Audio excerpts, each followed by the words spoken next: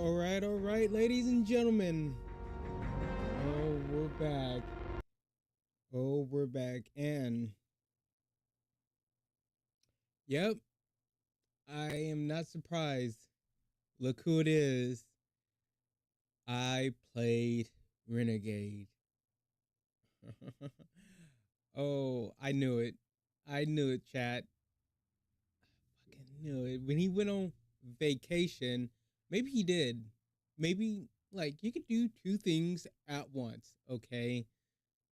But we need to start realizing every time he says he goes on vacation, he's probably going to go play the new DLC. Okay? Oh man, I'm not surprised. This doesn't surprise me one bit. I know, like, NDAs and everything, like, once he comes back, or even before he leaves, he can't say where he's going or what he's doing.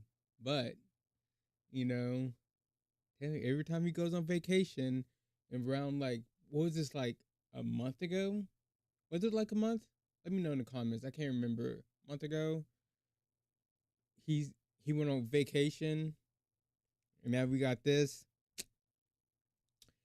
Yeah. Okay. Yeah. Let's see what he has to say. Cause if you don't know, I'm a big Star Wars fan. Okay, big Star Wars fan. I don't know if you can see back there. Let me see. Hold on. No, you can't see them. But I have, like, hold on. Can I have like an X-wing and another ship up there. Then, then I have like Star Wars, and I have like all the movies.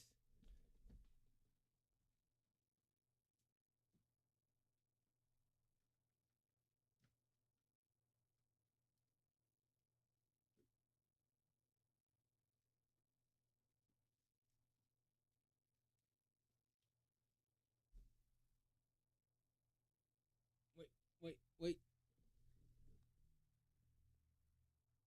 So I have like all the movies and stuff. I'm missing one because I don't know what happened to it. Which one am I missing? I have like all the episodes.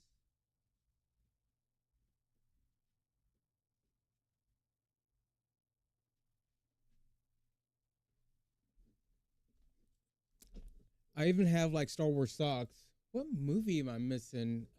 There's a movie that I got, but I think I let somebody borrow it and I never got it back. I can't remember which one it was. Just start naming movies in the comments and I'd be like, yeah, that's the one.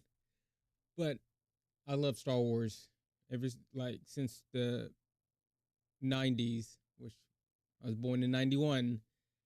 Love it so much. But it's not going to fix Destiny. Destiny is one of my, well, used to be one of my big obsessions. Love Destiny 1 and 2. Been playing it for the last 11 years, nonstop. Last couple weeks, month, I haven't really played it. Yeah. But let's see what Cross has to say. All right. Listen, fellas, we could get all caught up on theatrics of whether or not I lied or told the truth, what even is a lie. I don't want to get bogged down with that. To be quite frank, it doesn't even matter. What matters right now is the real reason why you're here. You want to know, is Destiny 2 actually saved? And is Renegades the expansion to save it? Guys, there is a lot. I mean, borderline NDA breaking shit that I'm about to share with you that is probably not going to pass the sniff test from Bungie. I'm just going to be clear. This will probably not pass. Indeed did not pass. Well, about 15 minutes of this video just got cut. For good reason. NDAs exist, and I have a tendency to spill the beans at times. And again, we have to get approval for all these, so it's not like I could sneak something in.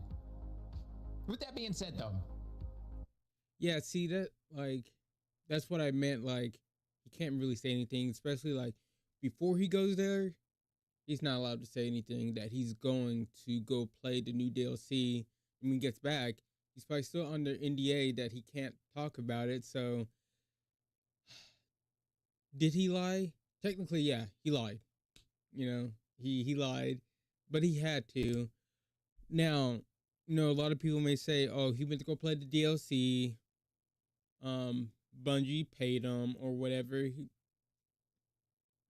They probably didn't. Um, Most of the time, yes, they do get paid. Sometimes they don't.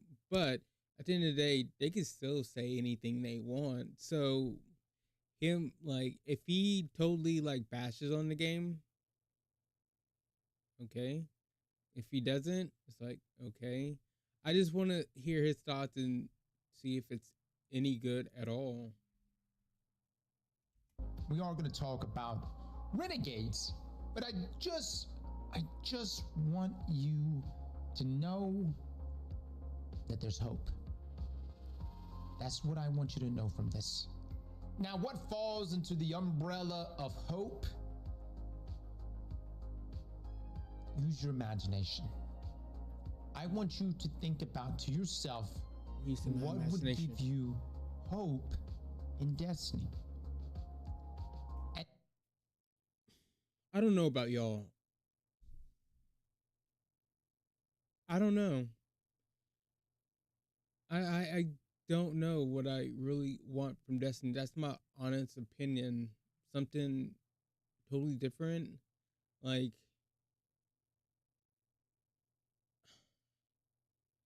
part of me, like with Edge of Fate, with the loot system, with the tier 5s and with the power grind, part of me really didn't mind that.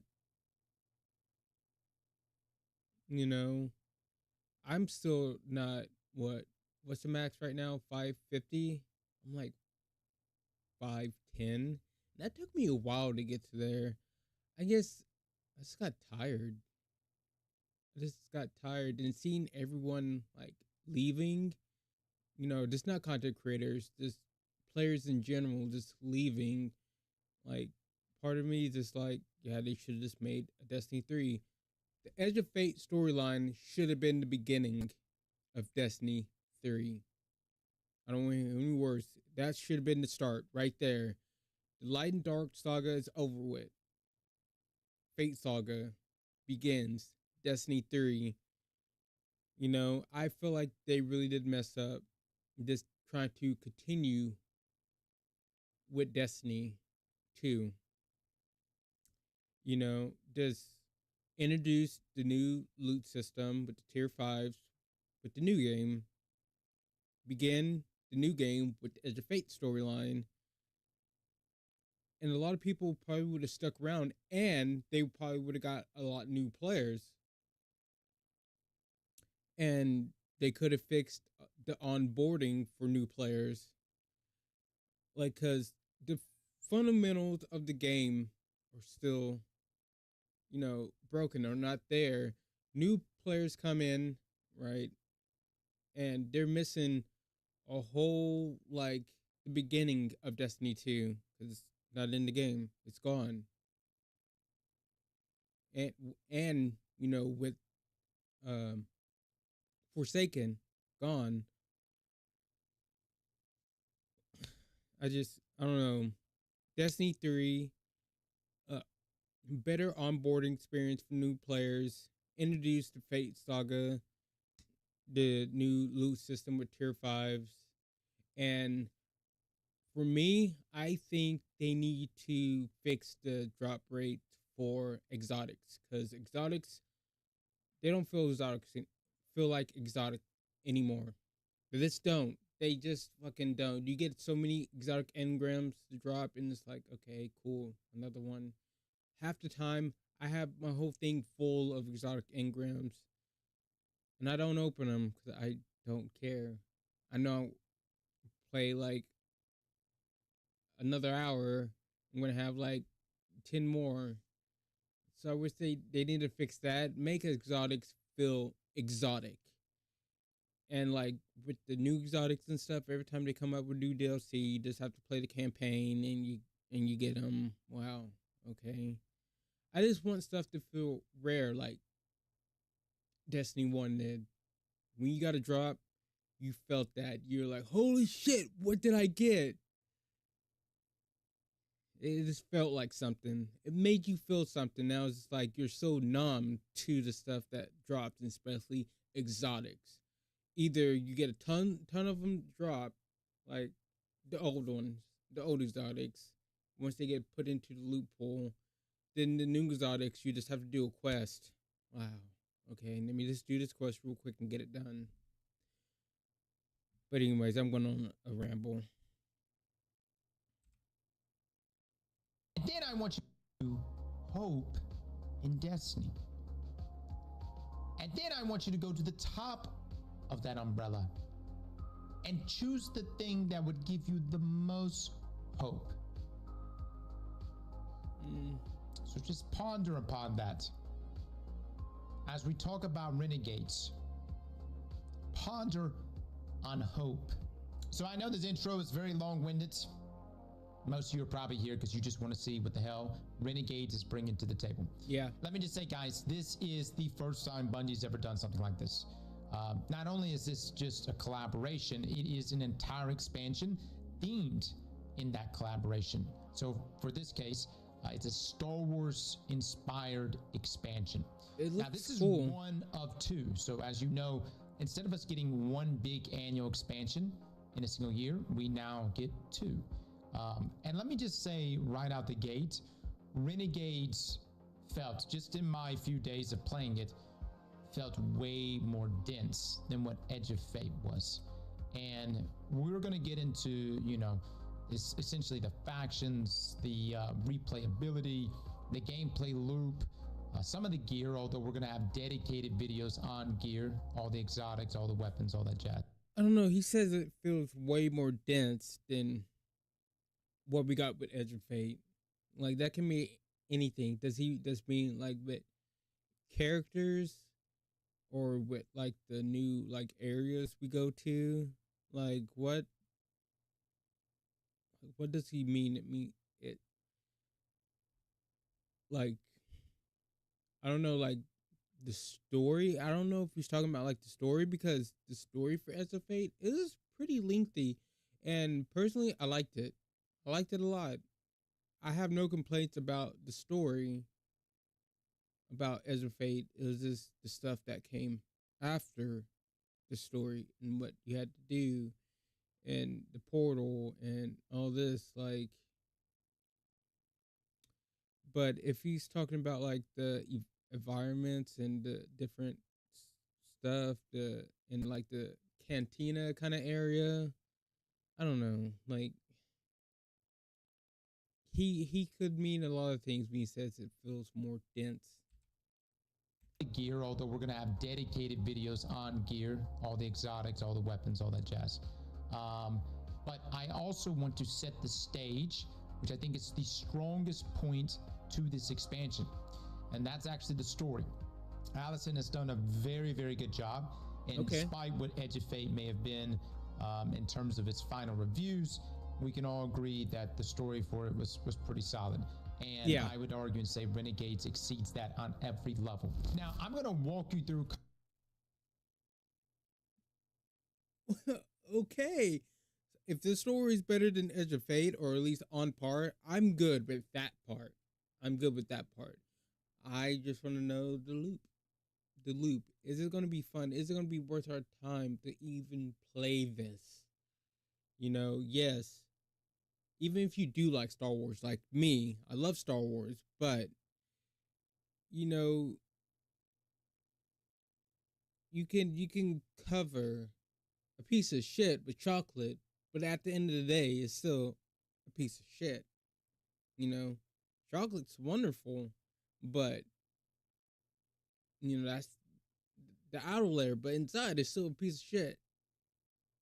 You know, I'm gonna take one bite, and once we hit that shitty part, it's like we're throwing it away. We're done. Ew. Let me wash my mouth of this and go play another game. Okay? Kind of what's happening here with Renegades, the new destination, which is called Lawless Frontier. It is a little bit different than what we experience in Edge of Fate and other expansions, as there isn't necessarily one big destination you can explore, but rather there are 3 destinations. You heard that right. 3. That being Mars, Venus, and Europa, which contains the main activities for Renegades. Then you also have Tharsis Outpost, which is essentially the hub area where you're going to be able to talk with NPCs, vendors, as well as different factions, aka syndicates, that Renegades offers. This area, by the way. Okay, so we already knew, these are basically just factions. We have factions before in Destiny 1 and in the beginning of Destiny 2.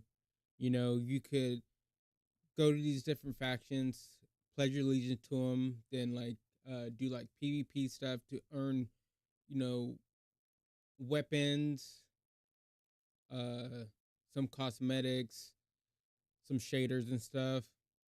So they're just bringing that back. Fine. But he says we have 3 destinations. So are these just destinations that we can like go and explore like Kepler?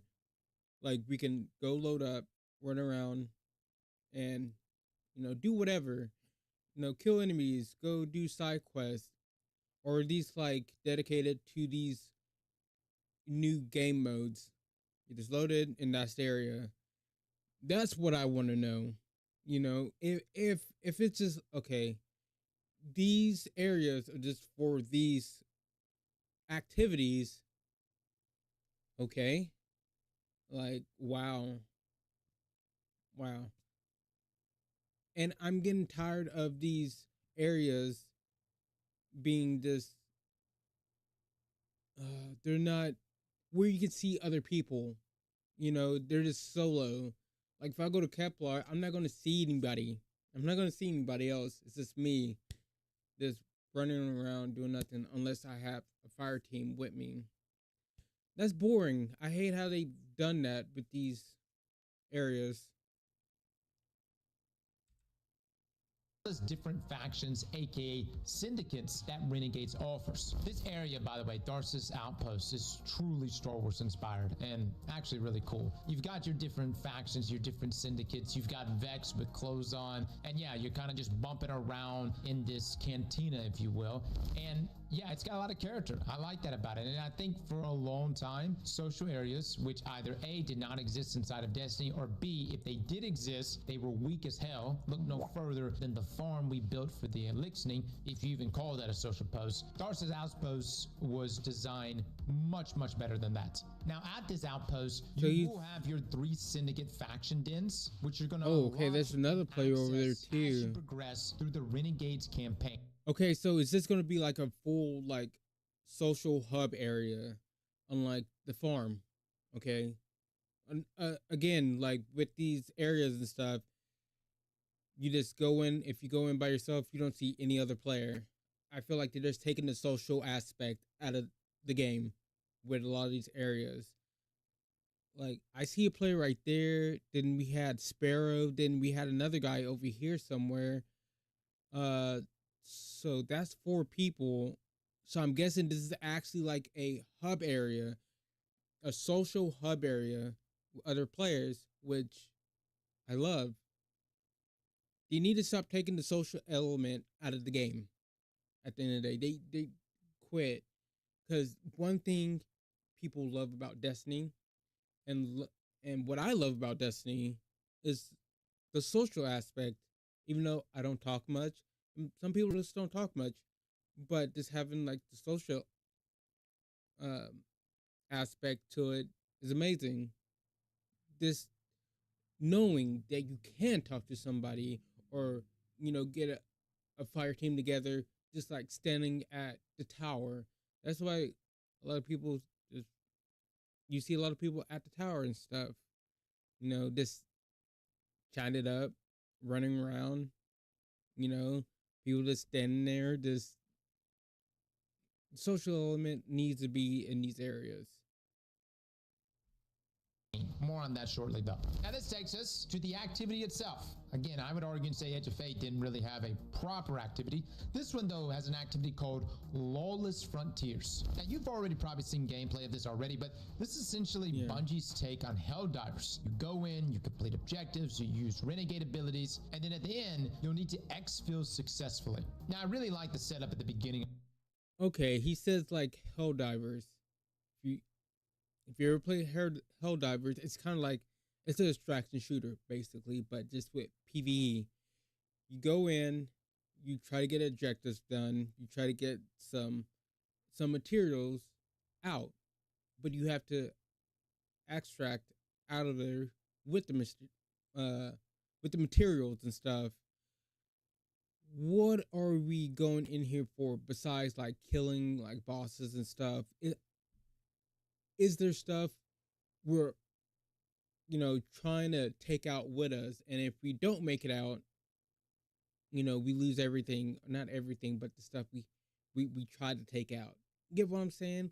Like, what is the point? He compares it to Helldivers, but is it just, I'm afraid, like, it's just, oh, you just go in, you try to get this objective done, try to kill this boss, and either you make it out or you don't.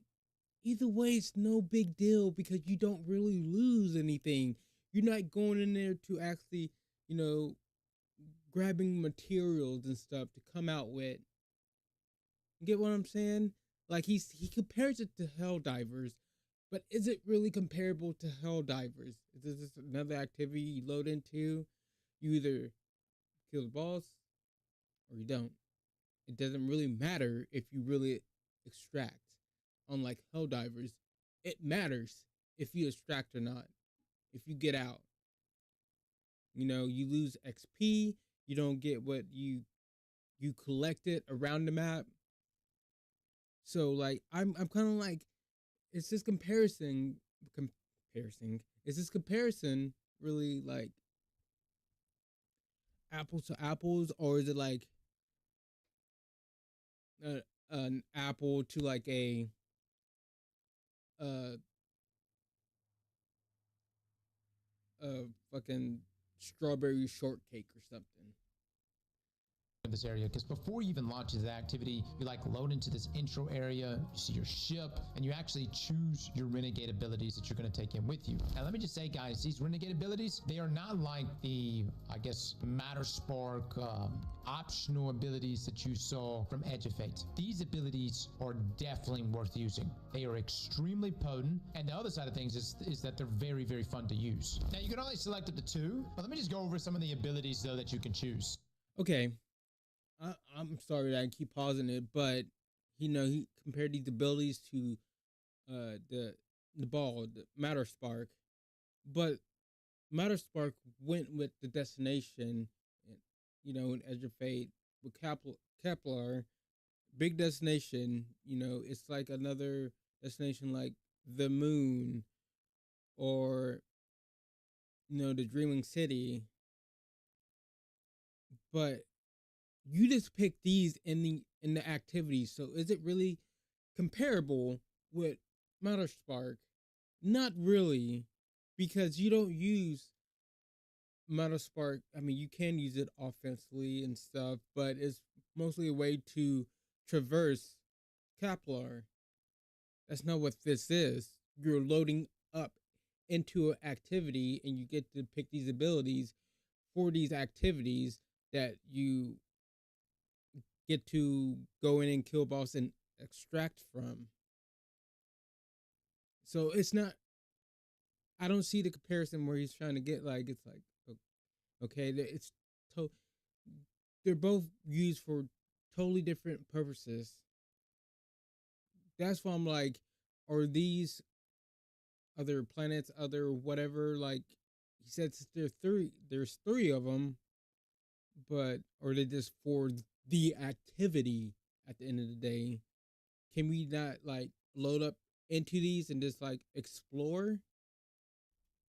You've got Strafing Run, which calls down an airstrike from your ship that damages and scorches hostiles and objects in the target area. You've got Revitalize, which calls in a utility shank that heals and provides ability energy for allied guardians. Recon Shank, which calls in a reconnaissance shank that can pinpoint the location of hostiles, high-value targets, and objects of interest, that being things like chests. Imperium Drop Pod, which calls down a modified Imperium Drop Pod that slams into the ground, damaging combatants on impact. The pod also contains weapon ammo. It's actually a fantastic way to top off your ammo. Do keep in mind though, guys, you can literally kill yourself with this. I actually called in a pod on myself and killed myself. I'm not sure if I even have footage of that, but it happens. Then there's the Imperium Behemoth. This is arguably the strongest of the Renegade abilities. It calls in this pilotable Imperium Behemoth war machine at the beacon's location. And this is essentially an ATST from Star Wars, and it controls very similar to that from Brig, but it's faster and bigger. Now guys, I was using this thing on my invasions, and yes, there are invasions, and let me just say, man, it is hell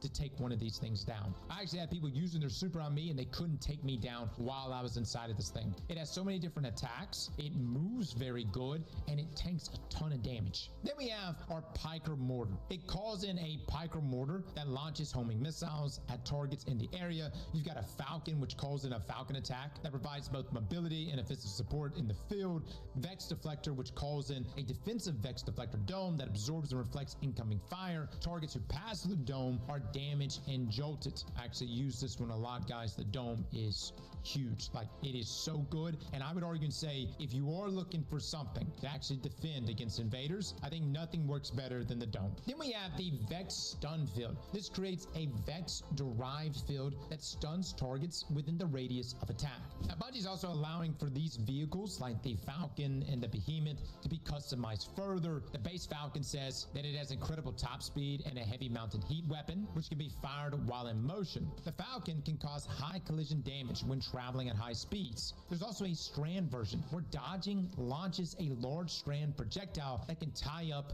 Imperium Behemoths. And then there's a stasis version, which is outfitted with experimental stasis weaponry that can freeze targets. It has a limited boost to allow you to smash through any frozen targets, and it can spawn its own stasis crystals using its secondary fire. I really like this, guys, because it doesn't just end with unlocking some of these unlocks. As it goes further than that, you have deeper customization just beyond that. And I don't know what I was really expecting from this, but it came out much better than what I originally thought. I guess my expectations were low. I was expecting it to be like very bare bone. I was also expecting like at any point Bungie's gonna be like, hey, you want to turn into a ball?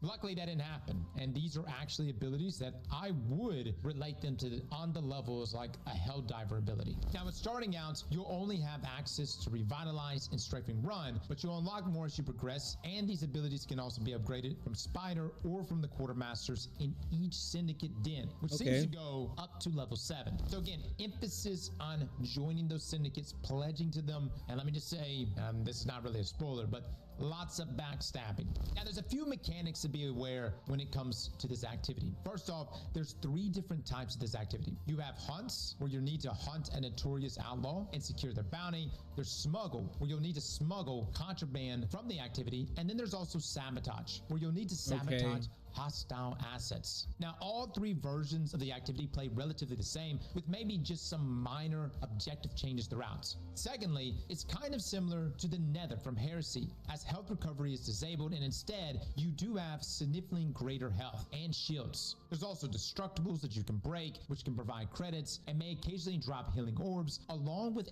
ammo or even revive tokens. Now, throughout the activity, you're going to have various objectives to complete as you... So is it going to be like, you know, the Nether, like, you know, we went into the hive ship and stuff, but it was, is this like, what am I trying to say? I think you could load it into the Nether, just into explore and stuff. So if it's something like that, I guess that's okay. I don't know. move through different areas. But this differs from the Nether as you aren't necessarily earning enough points to progress. There aren't these long traversal sections, and overall the activity isn't anywhere as long as, say, something like the Nether. At least not this version. Again, we're playing the early version of this. I don't know how not good. things are going to evolve over the weeks to come. That's not good. Instead, though, you usually have one objective per area, with sometimes a bonus objective popping up as well, but it is way more ad dense. So unlike the Nether, which wasn't as ad dense, you have like downtime in between encounters. This one is like go, go, go. I mean, they're really trying. Yeah, the Nether was kind of a big space. If you actually step back and look at it, it's kind of a big space. Because you have like the different areas, then you have like the middle parts to make it to the different areas on the map. But in the grand scheme of things, sorry, fucking gnat. But in the grand scheme of things, it was still small. That's why I'm like, so we get 3 different areas to go to, or planets or whatever to go to. And then we have the cantina. Do we like, do we not have like a big destination like Kepler? You know, we just have these smaller areas comparable to, you know, the Nether. And they're smaller than that and more dense, but they have a lot more enemies to kill. I don't care about how many enemies there is to kill. We're so overpowered. They're easy, you know. 10, 20 enemies, doesn't matter. They're all gonna die the same super fucking fast at the end of the day. That doesn't matter. I want, destinations that I can explore. I want that mystery back, I don't know. To drive the horde mode aspects of this game mode. Now let me just give you some of the examples of the object horde mode aspects of this game mode. Now let me just give you some horde mode. We have fucking what's it called again?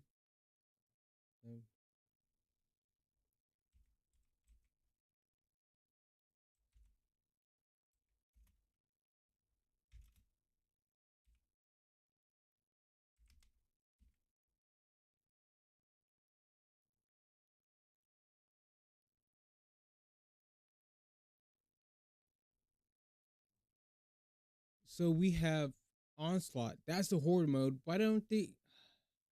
I wish they would do something with onslaught. Give us new maps to go to, new rewards, update onslaught. You got a perfect horde mode already in the game, but you don't do anything with it. Bungie, do something with it.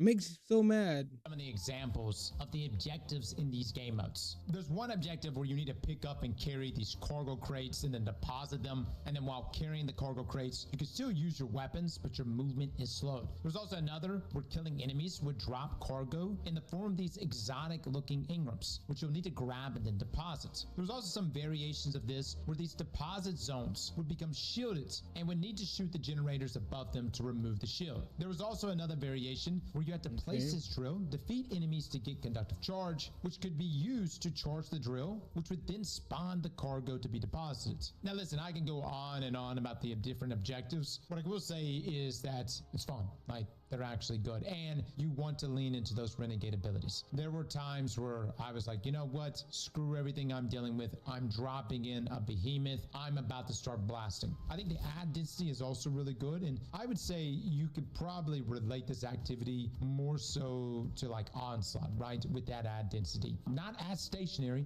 as you are still moving around more than like, hey, defend this ADU, but I will say the ad density is up there with onslaught. Now, I think Bungie did a really good job with balancing these renegade abilities, considering just how strong they are. They have limited charges, some of them having just one charge and others having multiple charge. Now, throughout the activity, you will find these chests that you can interact with, which can refill one spent charge charge of your equipped Renegade's ability. Now, towards the end of the activity, after completing all of your objectives, you'll need to call in your exfil and then essentially defend the point until the Hawk arrives, which you can board the ship, and the first person to do so can actually fire the Hawk's autocannons. Now, there's actually a few different exfil scenarios that I encountered. Sometimes it was just waiting the time until it arrived and defending the zone. Other times it was capturing the zone, which would load cargo onto the ship before it was allowed to exfil. Another was where I had to kill a boss first, then head to the exfil, and then defeat retaliators before I could leave. Think of this as like Extraction Light, right? Like your little intro into what you're going to be experiencing later on,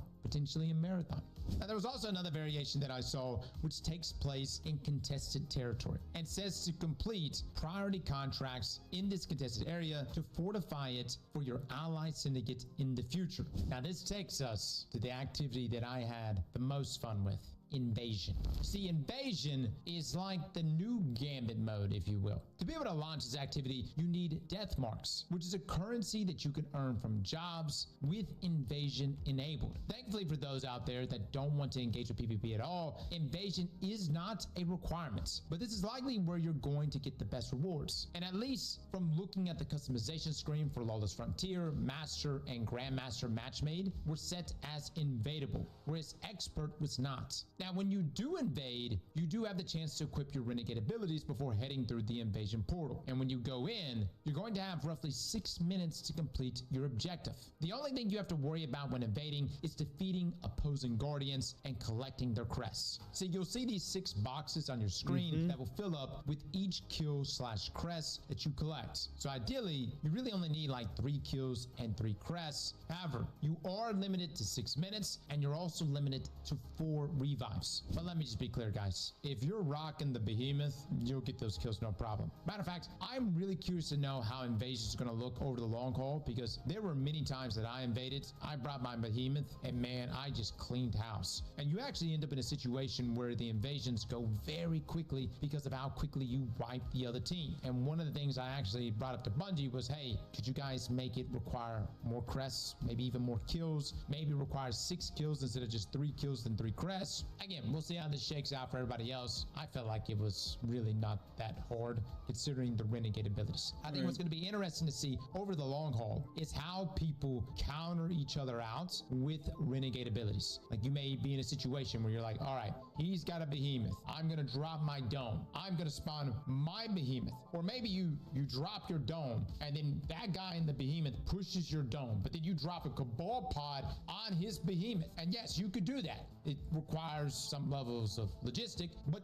you can definitely pull that off. Now this takes us to why you're doing all of this. And that's actually because of the syndicates. These factions are split into 3. You've got your Pikers, your Totality Division, and your Tharsis Reformation. Now you can choose one syndicate at a time to be allied with, which you can change by interacting with these banners and their specific sections of the cantina. You can just change. Now, through these factions, you'll meet each head. For example, I spent some time working on ranking up the Totality Division, where the head of the faction is Enforcer Rao, or Ro. Okay, if you can just change, that's kind of dumb, because I'm pretty sure, let me know in the comments, chat, let me know. In the old faction system, you couldn't just change. Once you went into like the factions, you couldn't change it until they came back. Then you can choose another one. So it's kind of like, I don't know, like Row, one of those.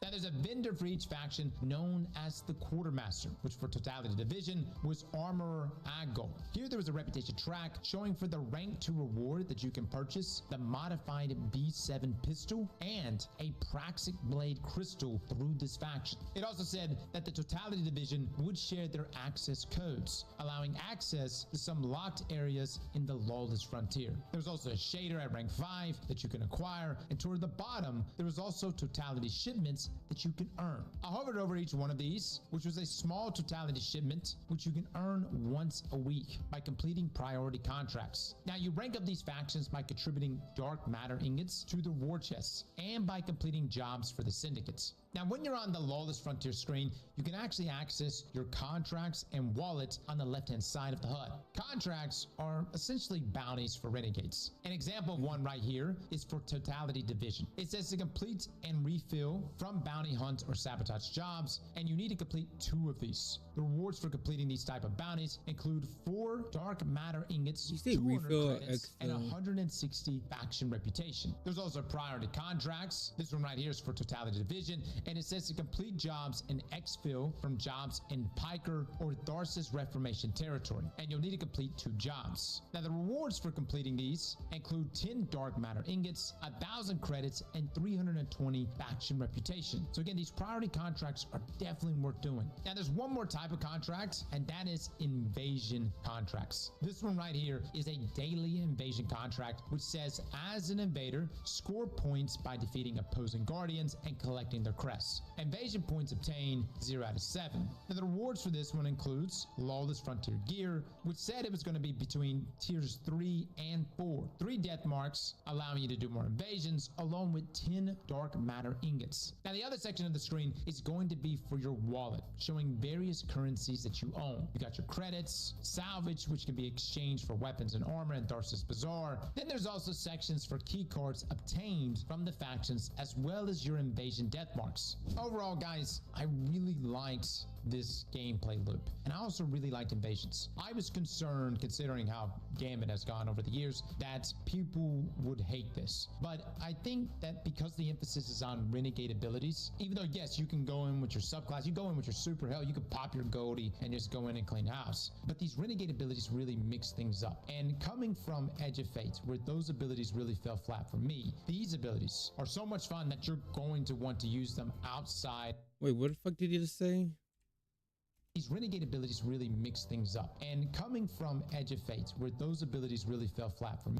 There was no abilities in Edge of Fate. It was just a matter spark to traverse Kepler. That's all we really had. What are you talking about? Like, you can tell these abilities are made for these activities, you know? But I'm like, I want more than these activities. I want to explore. I want wonder. I want mystery. You know, wow, we get to go into these activities. Okay, you say it's like hell divers. You know, you get to distract. What's the point? Is this another this? Is it just? Is it this dressing? More dressing? Like, oh yeah, you get to extract. But oh, like you get to extract. Oh my gosh, look, yeah, go. You have to go on the ship. Does it really matter though if I extract or not? You know, in hell divers and extraction shooters, it matters if you get out alive. Does it matter if I get on the fucking ship or not? You know, does it fucking matter? If it doesn't, why is it there? Why are you trying to just dress it up? Just once we get done with the activity, killing the bosses or whatever, just put the timer up, okay? Fuck it. Just put the timer up. Just put it up. That's all. It's done. Why are you making me go to this extract point, wait, or making me kill 3 bosses, or just wait for a timer, then hop on the ship? It's like, why? You're wasting my time. That's what I'm afraid of. Like, stop. They just like to try to dress the stupidest shit up that doesn't fucking matter. Me, these abilities are so much fun that you're going to want to use them outside of these activities, and I wish we could. Like, no lie, I would drop a behemoth in the middle of a raid. The fact that the abilities are this fun to use in comparison to Edge of Fate, which, I'll be honest with you, I don't think anyone would actually voluntarily use Matterspark. You know, some of you really like the ball play. These are for real good abilities, man. I mean, they are good enough to just be standalone things. And I really like that Bungie is like interwoven, you know, the tutorials on using these different abilities, these different renegade abilities within the campaign itself. They're not just dropping you in and overwhelming you. There's a good build-up process that happens here throughout the campaign missions that's also giving you little bits of story here and there, and then throws you into the activity with what you learn from the campaign. And what's even better than that is that while you're in these different activities, invasions, and whatever else, you're also getting pieces of the story thrown back to you. And a lot of it is just like in dialogue, but it actually will change things up as you go on, because you'll notice that no one really can be trusted. Everybody's kind of backstabbing everybody, and Spider hates to lose money, like hates it. It's the worst thing that can happen. So I love that that's his motivation, and yeah, you have an opportunity there to help him out if you want. Now listen, I know some of you just want to know about the weapons and the armor, and I'm going to briefly talk about these things, but I will say we're going to have deeper dives on every single one of them. What I can tell you right out the gate is, number one, the lightsaber, aka the Praxic blade, is phenomenal. I cannot express just how fun it was using this thing. It is so good, and I think it's going to be especially good for hunters with the new exotic. I also think that it is arguably the best on Titan with strongholds, as you can essentially just sit there and block forever and ever. It has so many customizable aspects to the weapon. More customization is present on this sword than any other craftable exotic we have ever been given, and unfortunately a lot of that I can't even go into detail about, because yes, it does drop from the exotic mission, and we can't show any of that. So yeah, we got to play it, but we were not able to show it. But the sword itself, the Praxic blade, very good, guys. You're gonna like it a lot. As far as the other exotics go, I was a big fan of all three. I will say the Titan exotic is more for maneuverability, and again, we're gonna jump into the deep dives on that in our review. But the it's cool looking for it, I will say that the thing that takes the cake. A lot of people are making comparisons to this in Twilight Garrison. Twilight Garrison, you had those dodges, yeah, right? yeah, dodge. Yeah, actually had two out of them. Dodge, so you could double dodge. You can use it to help you. Yeah, at first you had two of them at the beginning, then they nerfed it, then you had one. Then when Destiny 2 came out, they didn't bring it back. You in your skating, it's very good for maintaining momentum and building up momentum. But again, they eventually nerfed that, and when they nerfed that, you can only have the one dodge. I would say this exotic, although people are going to figure out ways to like help with things like skating or building up momentum, the main takeaway for it is you can literally just fly. I guess it's an exotic that allows you to fly. If you're doing a jump puzzle, I would say there is no better exotic to use than that exotic, especially if you're just terrible at jump puzzles. So for me, it's a godsend. For the Hunter exotic, I think it's low-key going to be an S-tier exotic. I think it's so good for survivability. The free damage buff that it gives is very good. And for the Warlock exotic, I think there's a lot of play with it because it works with every strand ability. And with the changes there to rifts, you're going to be using this exotic for strand synergies, for the damage over time, and anything that is suspend based, because that suspend from any source, at least from my testing, procs that damage over time and also procs that healing. As far as the other weapons, there's just so many, man. The heat weapons, I will say, feel phenomenal. I played with the hand cannon that's got the scope on it and was doing some invasions with it. It hits very hard, and I think you guys are going to like it a lot. Heat weapons across the board, I think, are very... It looks like Forerunner, which... Okay, so it's a energy weapon, so it's very similar to Forerunner. When he's shooting it, it looks like Forerunner. It's very hard, and I think you guys are going to like it a lot. Heat weapons across the board, I think, are very solid, and we're actually going to be doing reviews for some of these individually, because yes, you probably see some of the gameplay here in front of you.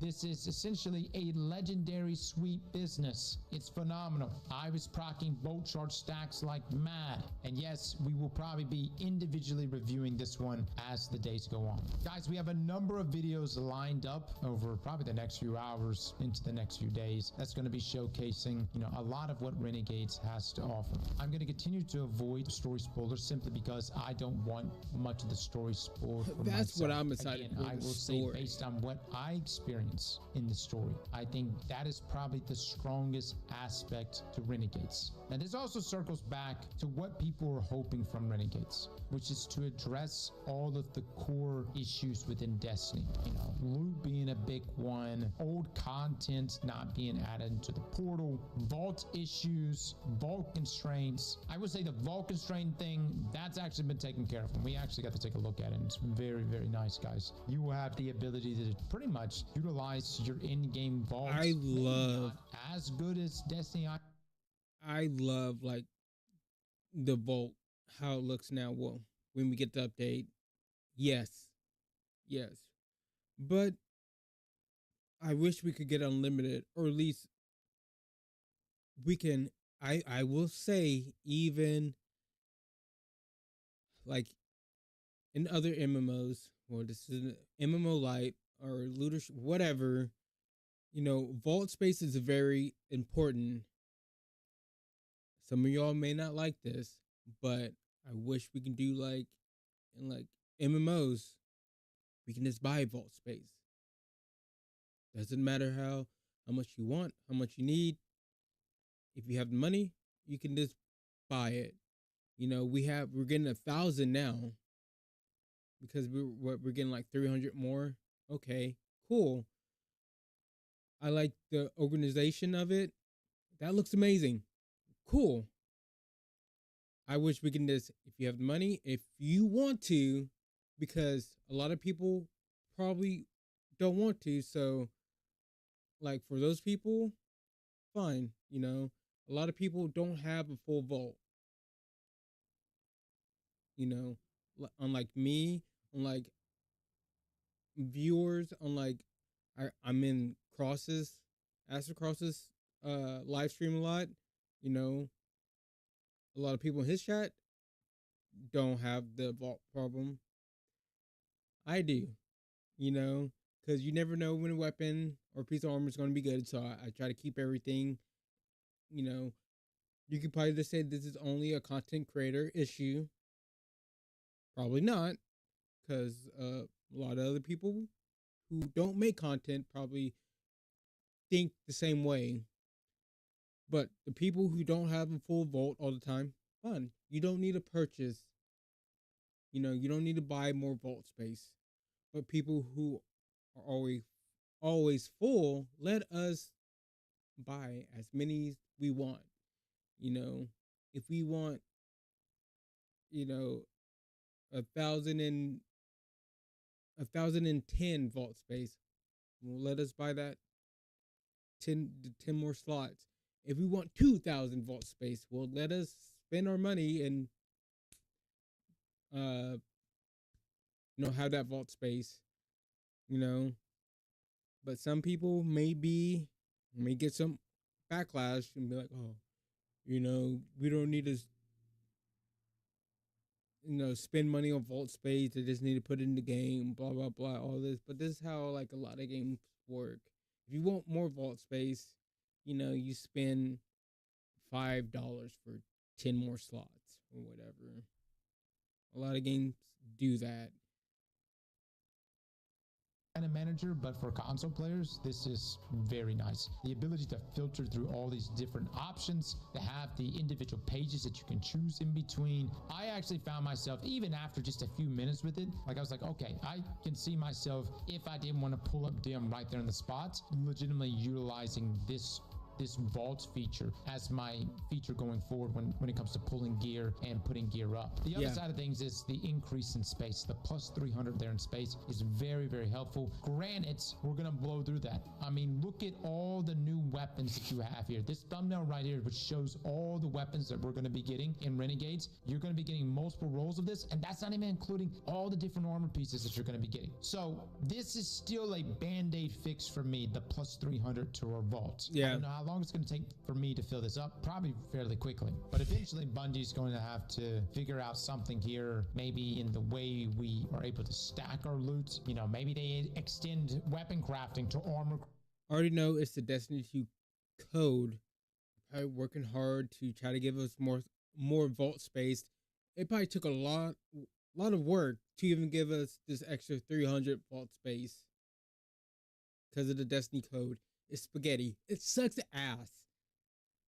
They need to figure something out. That's why I said like Destiny 3 with a new engine would have fixed all these issues. They wouldn't have the player count this leaving going down. Destiny 3 would have fixed a lot of issues.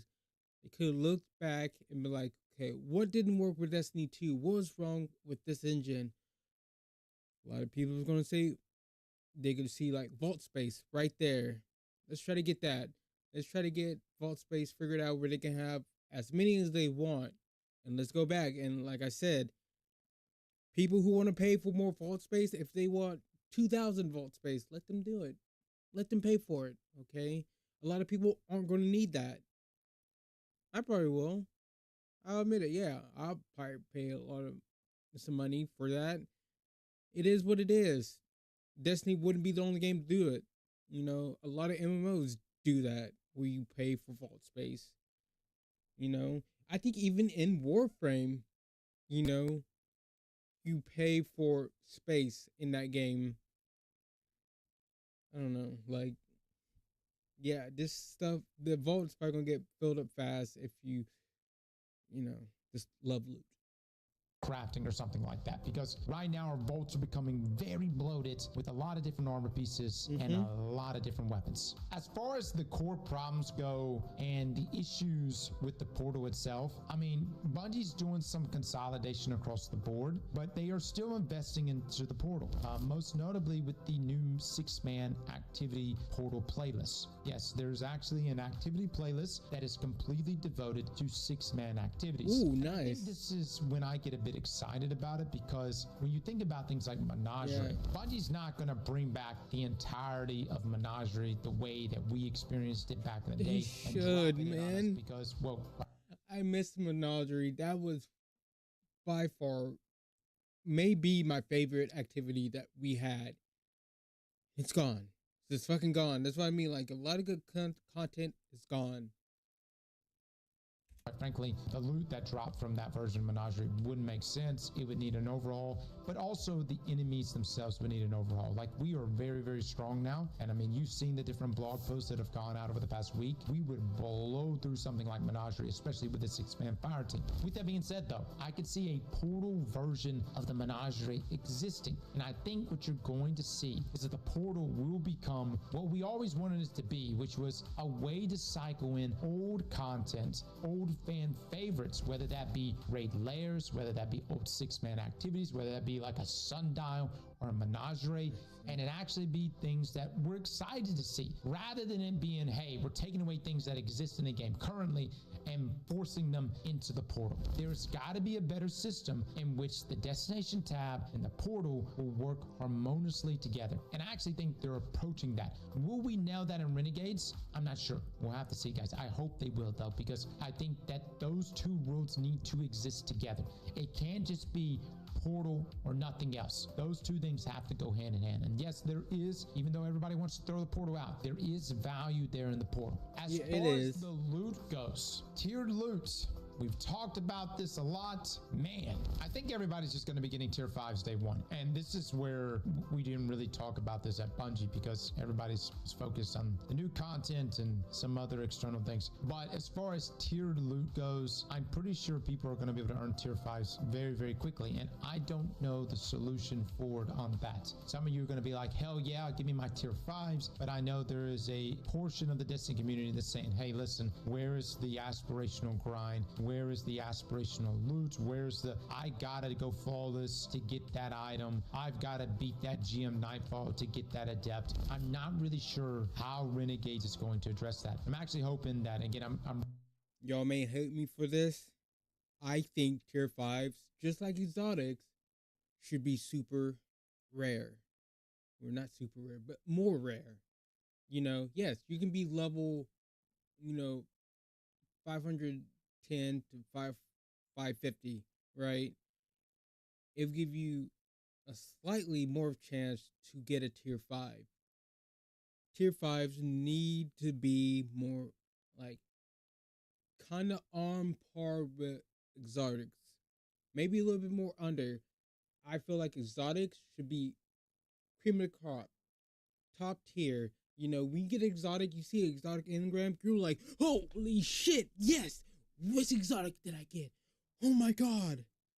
Instead of how it is now, you just get exotic drop.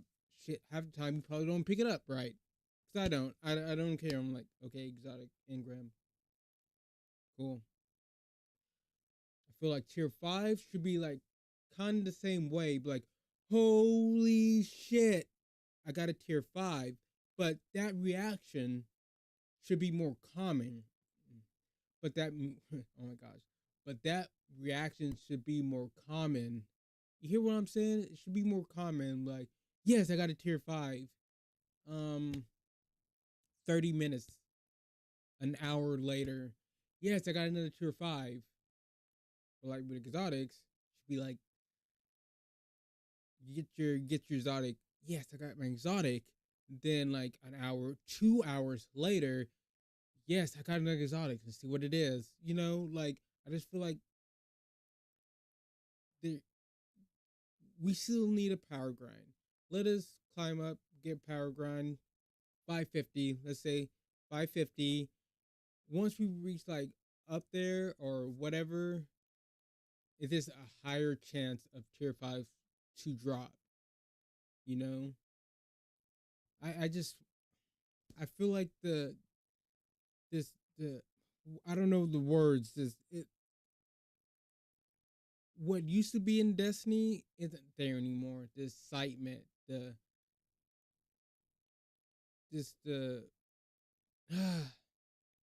oh, you know what I mean.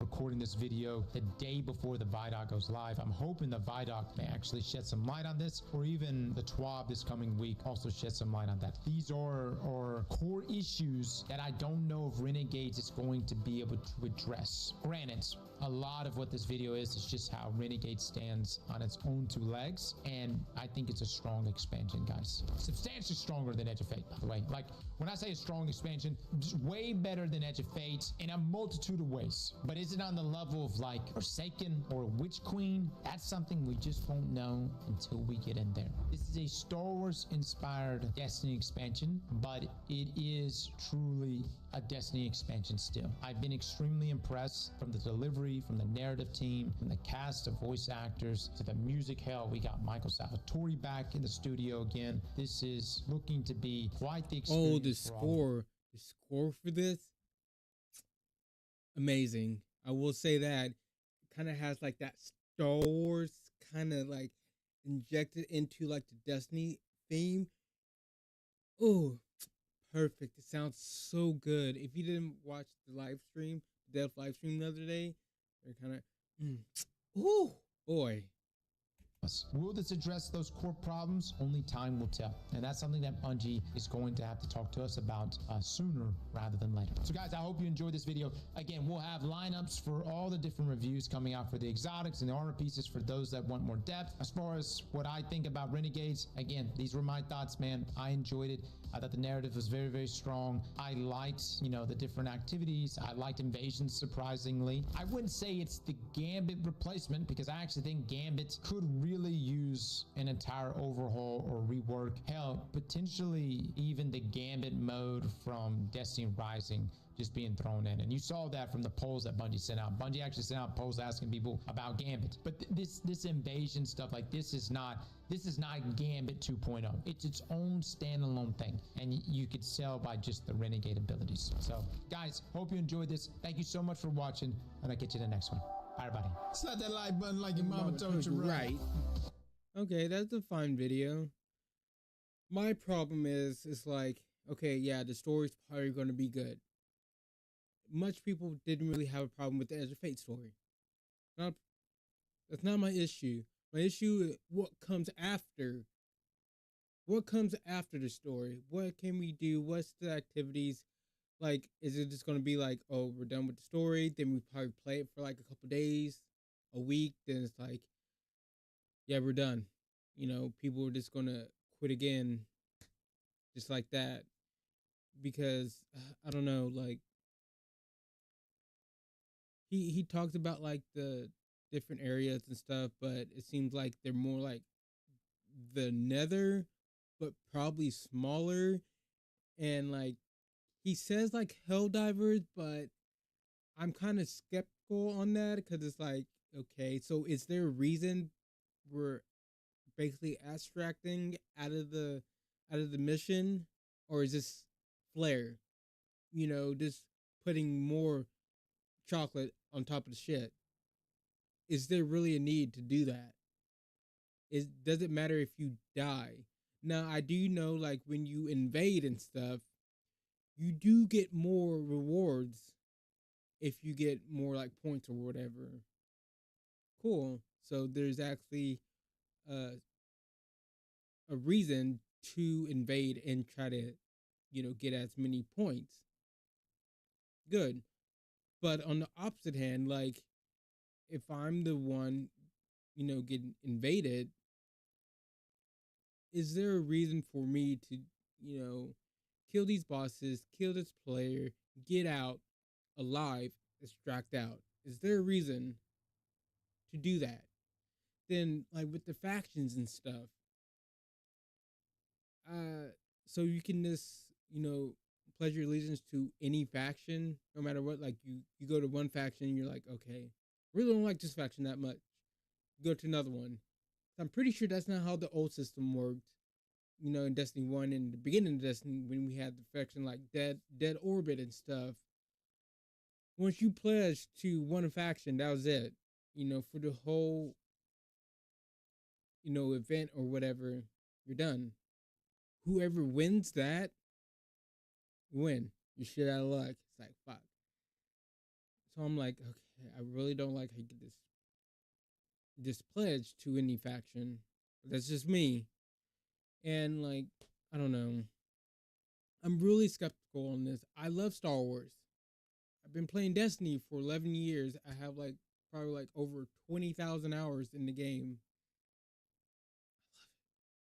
Okay, but it's like, is it just the same shit over again? Is it just going to be like Edge of Fate? I love the story Edge of Fate, but did it keep me? No, I haven't played in the last month. Really, I have hopped on here and there, whatever, but I haven't really like played. The times I did hop on for like, I think I hopped on like last week, played for like an hour, done. So I was like, I'm done. Like it is kind of boring. So I'm like, I don't know. But let's talk about Destiny and how you're feeling about Renegades and stuff. Well, not feeling, but what do you think and what do you expect and what do you want from Renegades? Let's talk about it in the comments. And if you want, go join the Discord. We can talk in there too and let you know every time I go live. And I wouldn't mind it at all if you left a like, subscribe, and ring that bell for more videos. And we have a good day or night whenever you're watching this. Peace. All right, so actually, I don't think I even let people know I was going live.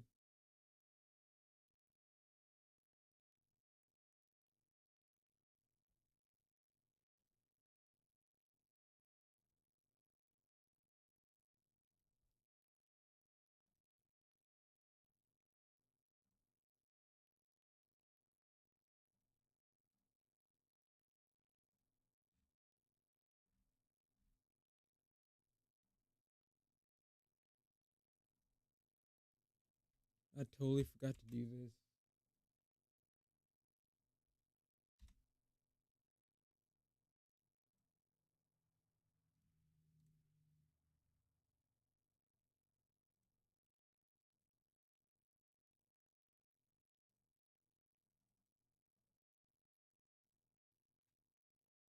Um,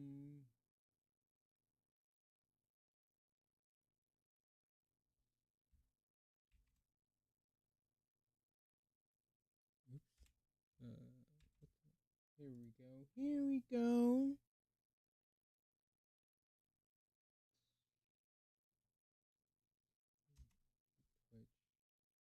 All right. So I'm gonna get on Warframe now. Right on.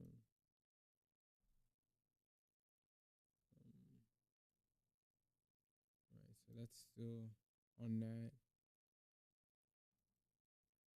See, we can get more stuff done.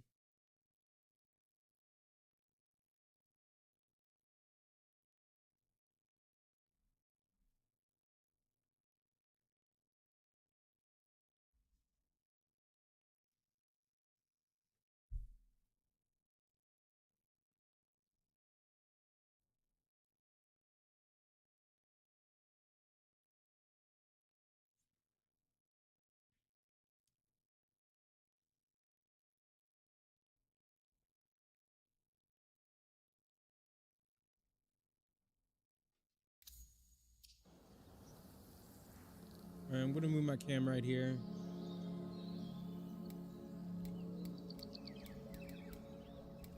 That's the right one?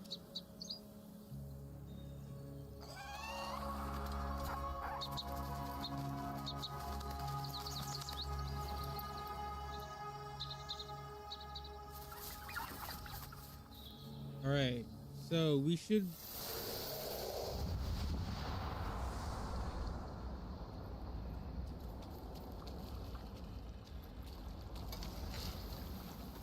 The envoy nears. Pray, we continue after. Oh my gosh, you still have 2 hours for this? How long has it been? What was the Jesus? Okay, I guess we're waiting for that. I guess. Jesus, I didn't think we had 2 hours.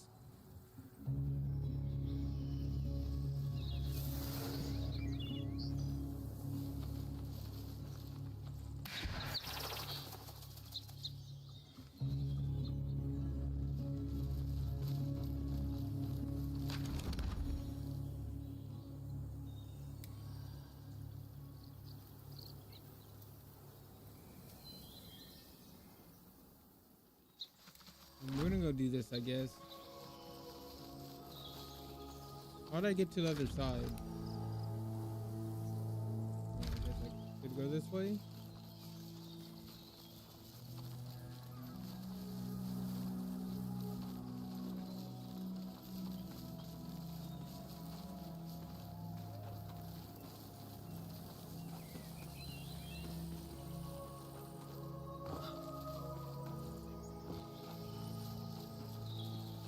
All right, we made it.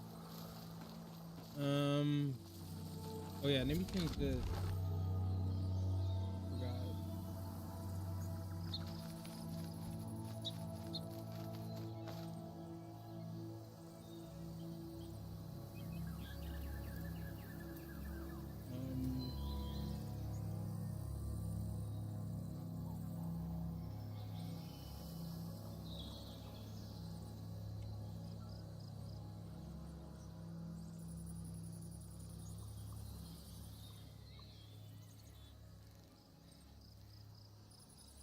I'm gonna get the 3-star.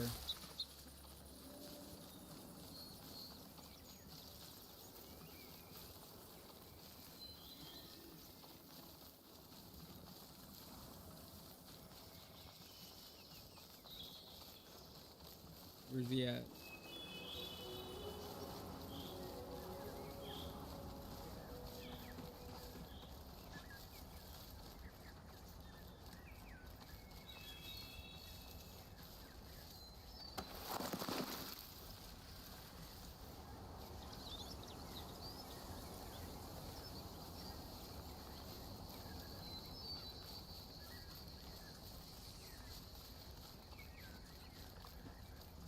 Where the fuck is he at? Oh.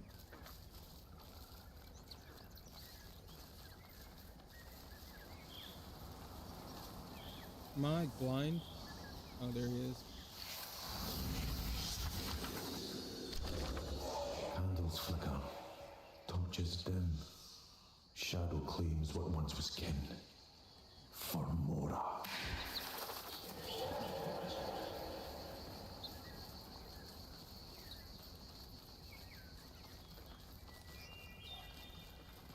Oh, I gotta save the little animals. What?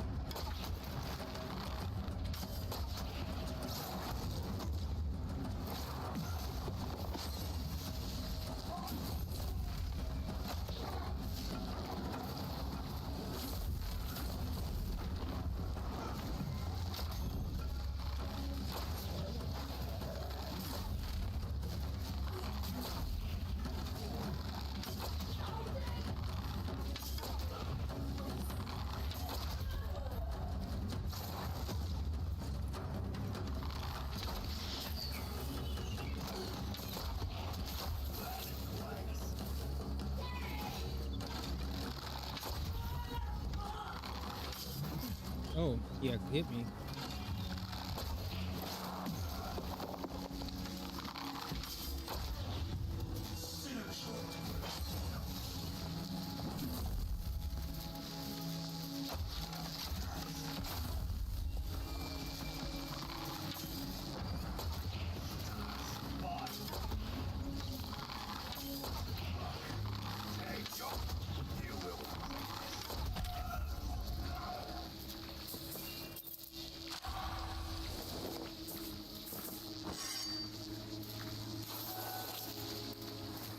All right, let's go save our little friends. You're free. You're free, little bunnies. Oh. All right, be safe.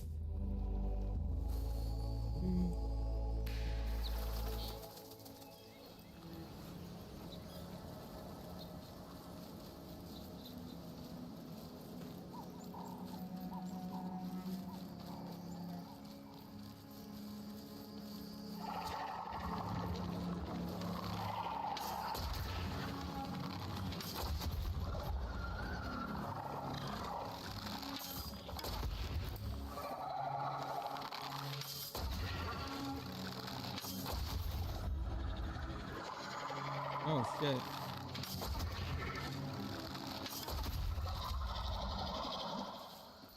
They drop anything?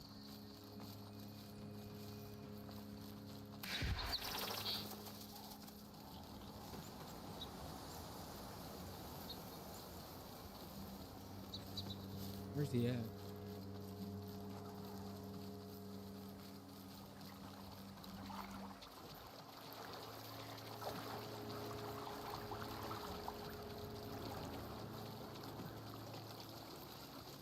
I'll take care of these guys later.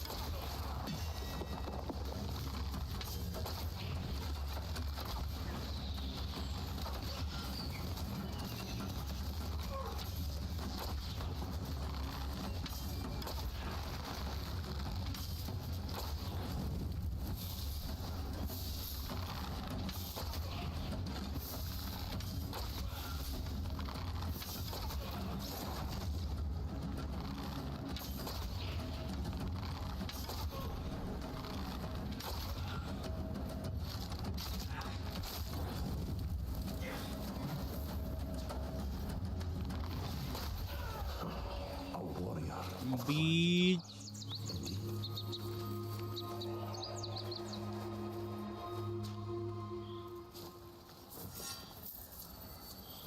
Alright. Easy peasy lemon squeezy. Alright, let's go take care of these guys.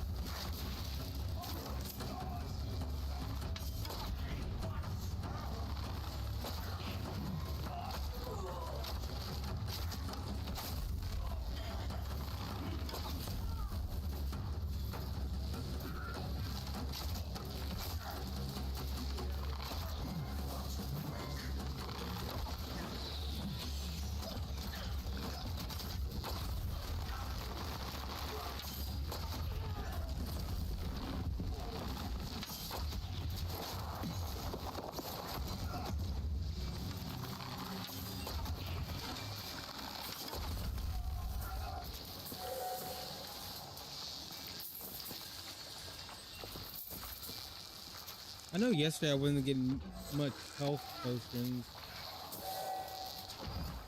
Alright, my little beaver friends, you're free, buddies. You're free. Oh.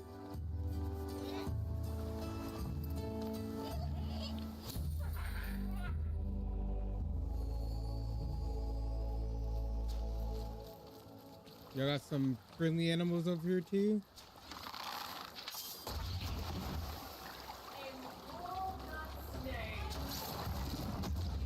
Okay, that didn't work. I did not mean to do that.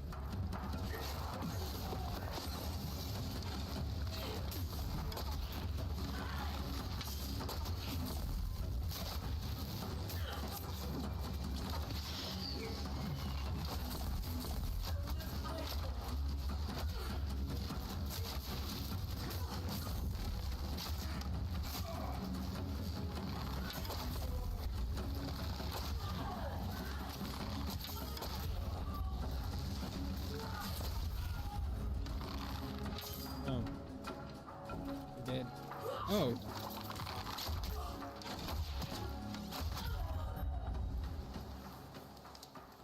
Oh. Y'all didn't have any friendly animals in captive, so my bad.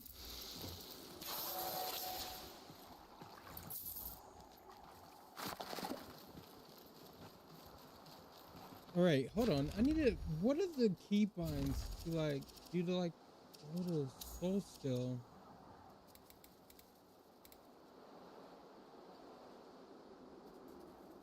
If you fight, then what do you push after?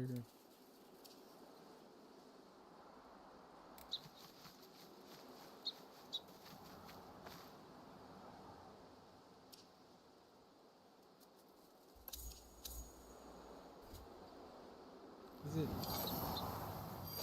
Oh, okay. Is it that Q and mouse 4? Is that mouse 4?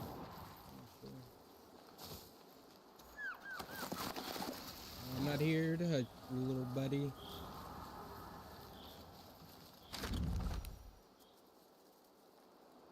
Wait, so what are these?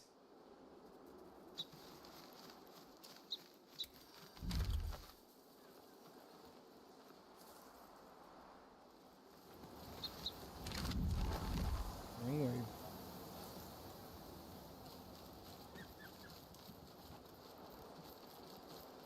Oh my god, okay, so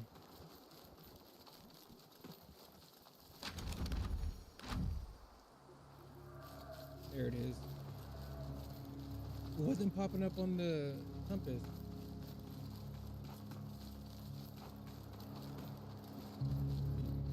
Is it this place? Oh, it is. Oh, okay. Hey. Calm your ass down. I did not mean to do that.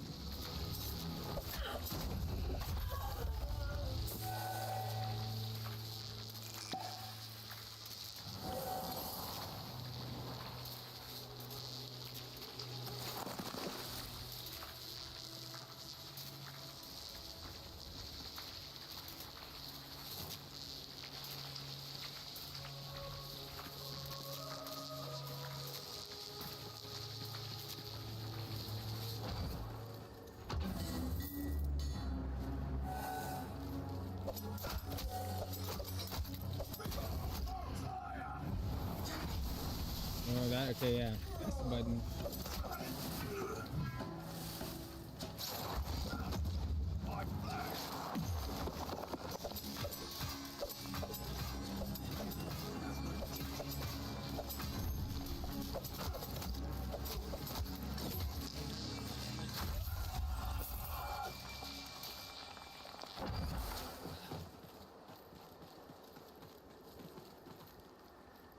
I can't go in there.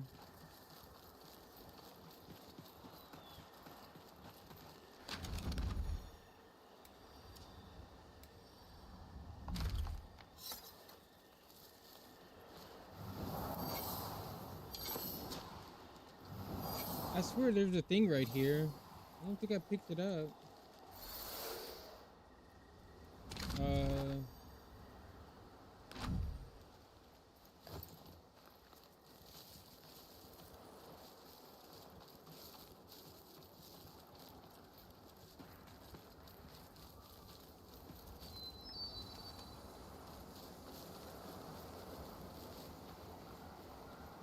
Okay.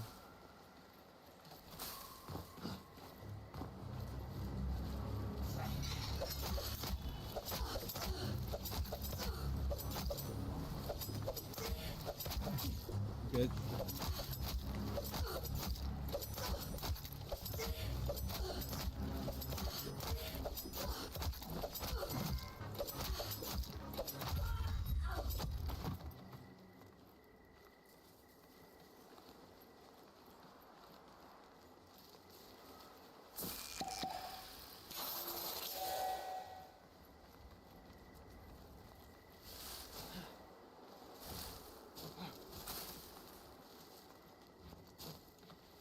Hmm.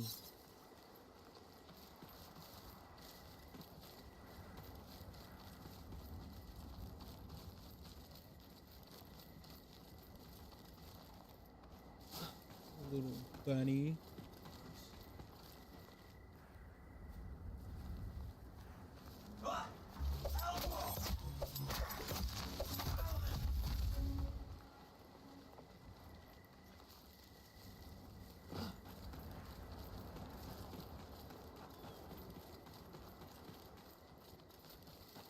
I don't know if I'm missing something. I swear there's a thing over here. Wait. I'll take that.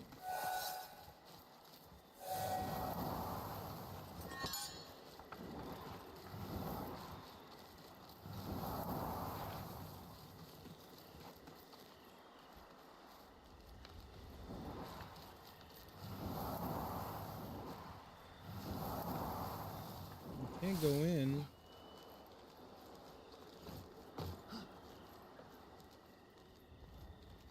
Wait, how do you kick again? Yeah. Can't kick it.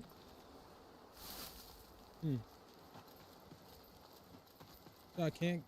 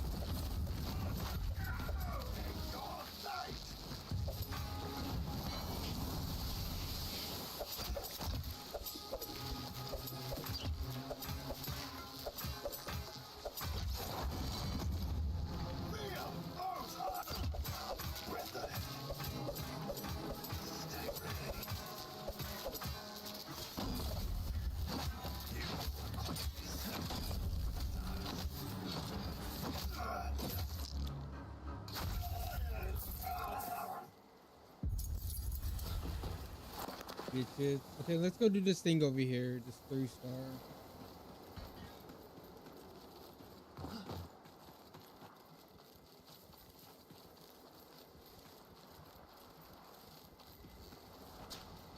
And if y'all see like a glowing yellow orb or orange, whatever color it is, let me know. I don't know if there's more around here that I need to get. What's that?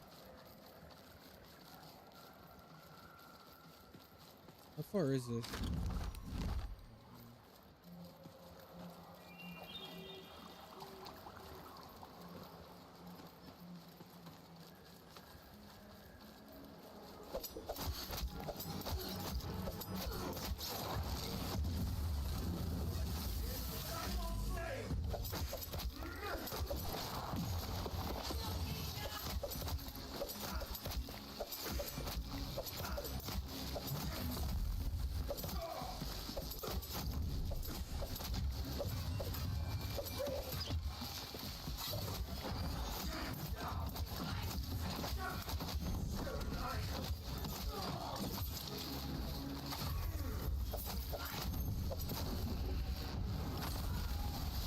Your soul is mine.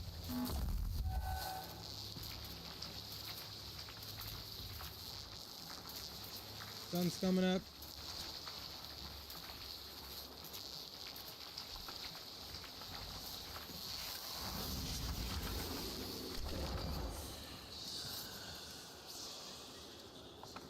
To feel the warmth of Mora's hand, to wield her sword upon sun-kissed land. Go, for I cannot.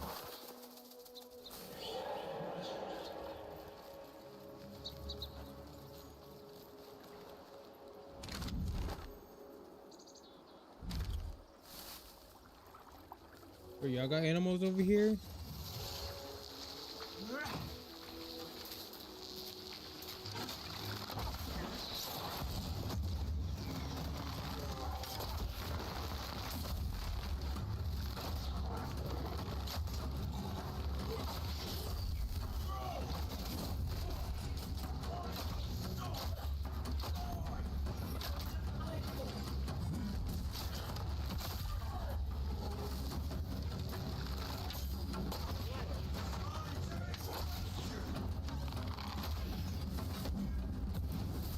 Oh god, okay.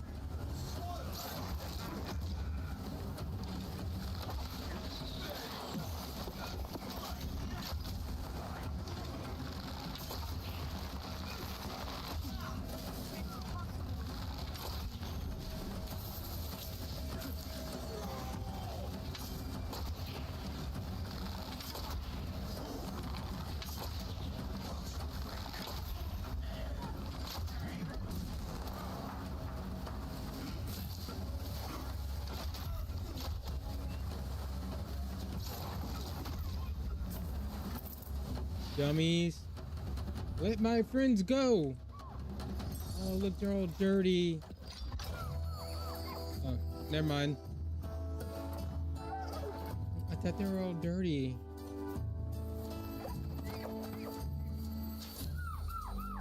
Be free, my friends. Be free. I'm gonna go grab these two chests.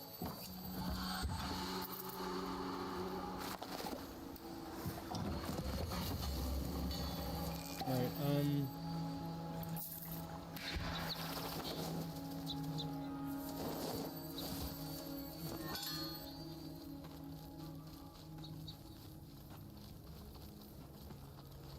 over this way.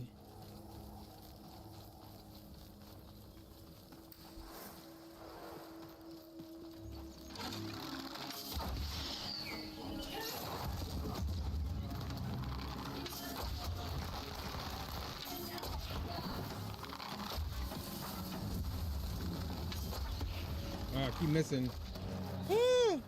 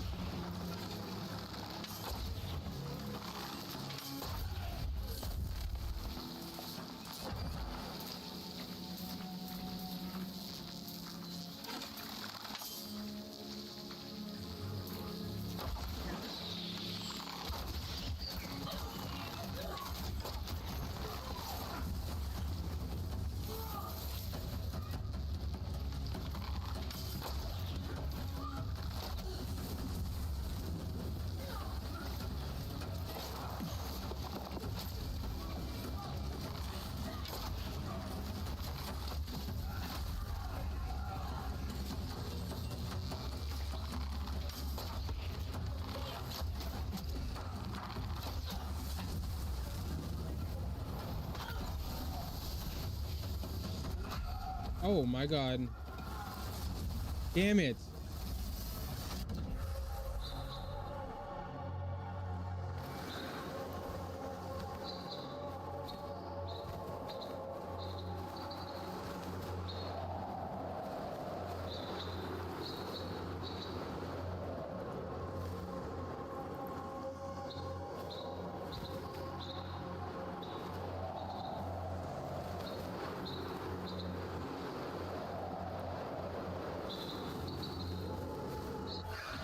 Damn it. Fuck me.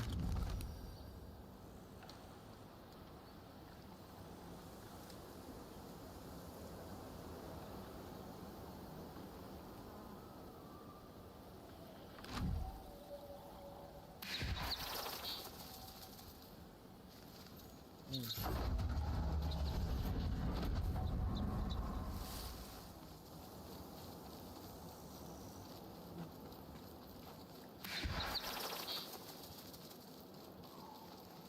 don't want to go down there.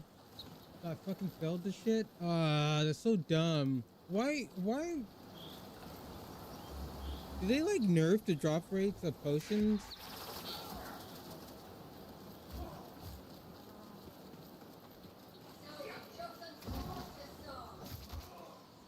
What's going on down here?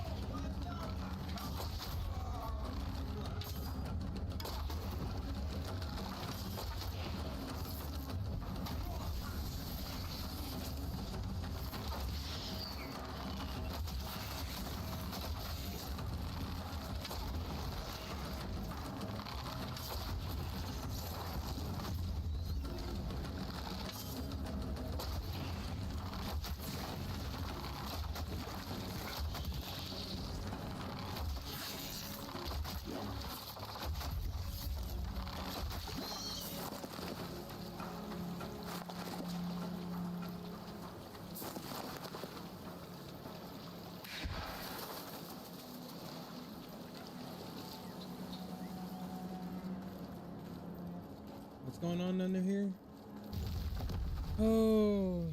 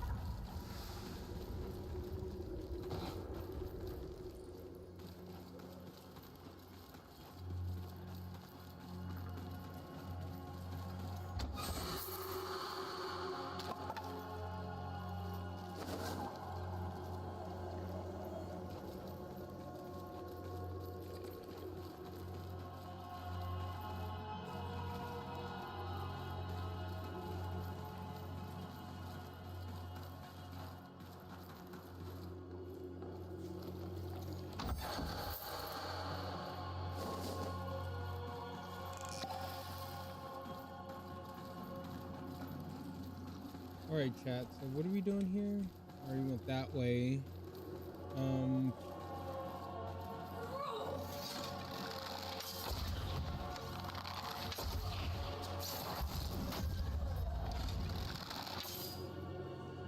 Dead. Oh, I got a potion.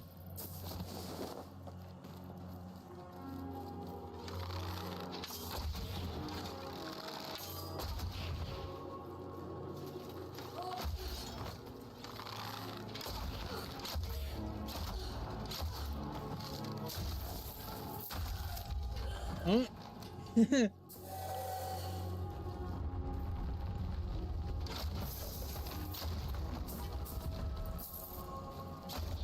Alright. I don't want to go that way yet. I don't think.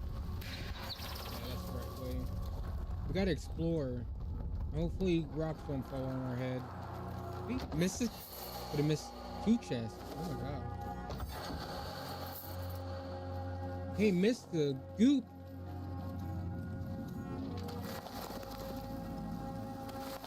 Yeah. Okay, now we can go.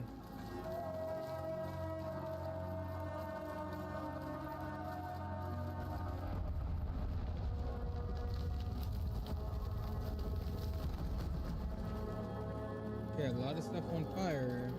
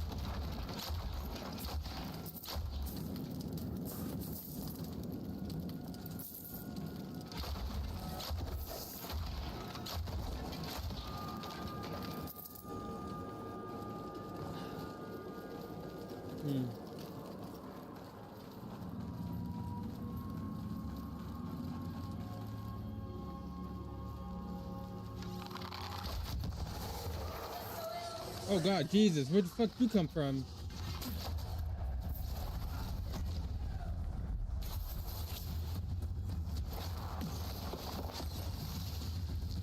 Why does it do that?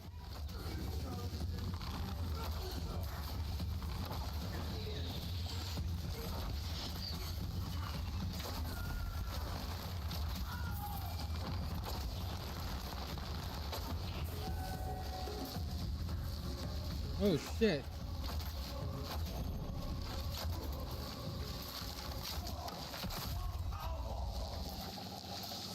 I'm gonna be honest, I thought he was dead for a second.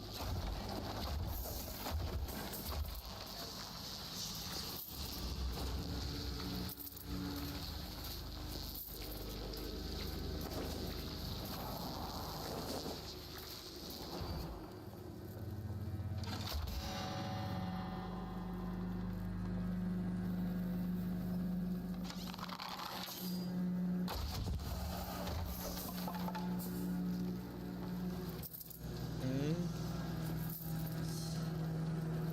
So there's a puzzle around here.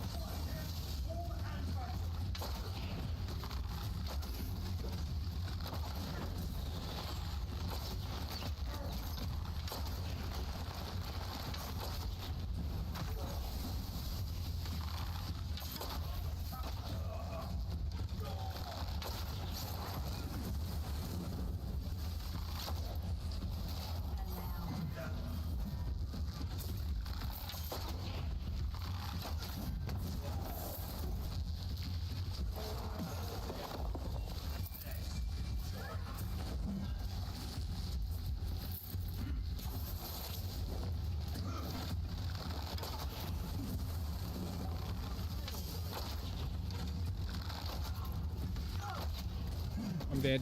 Oh. Oh no!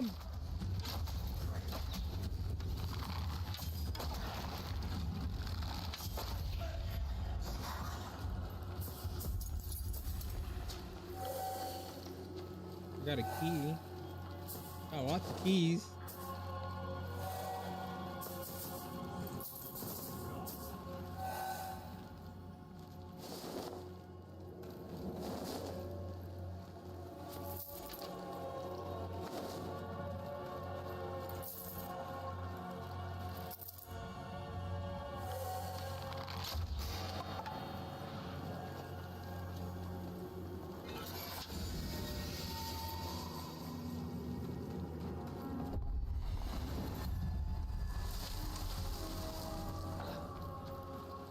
What's in here?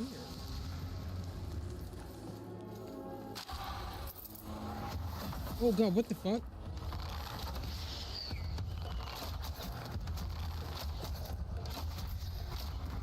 What was that thing?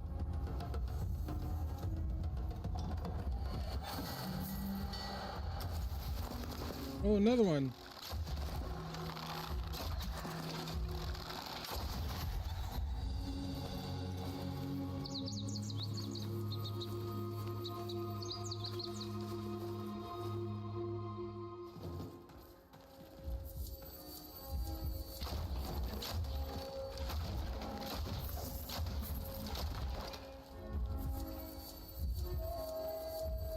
I'm hurting.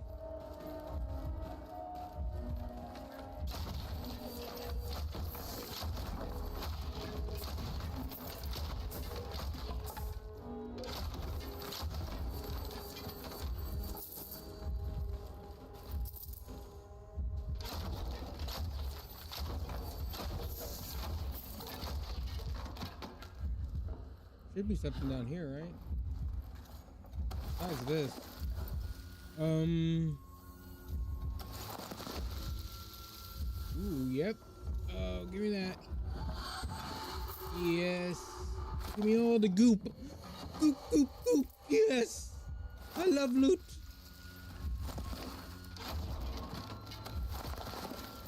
Is that it?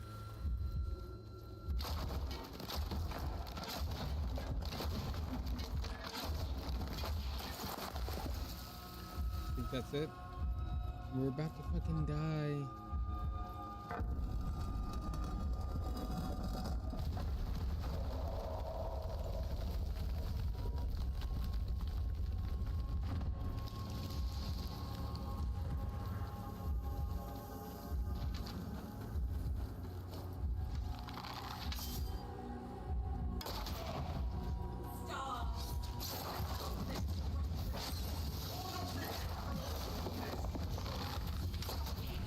Oh God.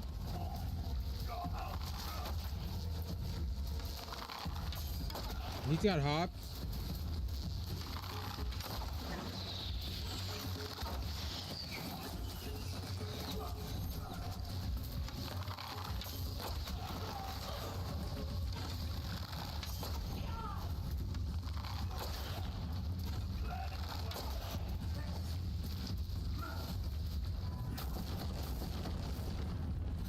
Oh, I'm stuck.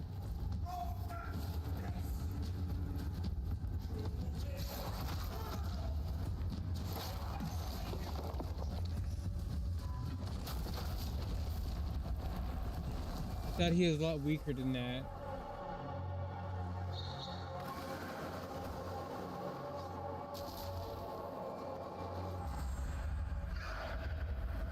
I'm back, bitches. Yeah. Take that.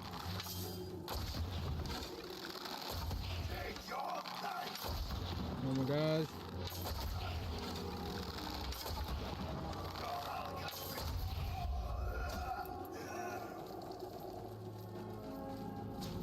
Alright, we got one potion. Wait, where are we going?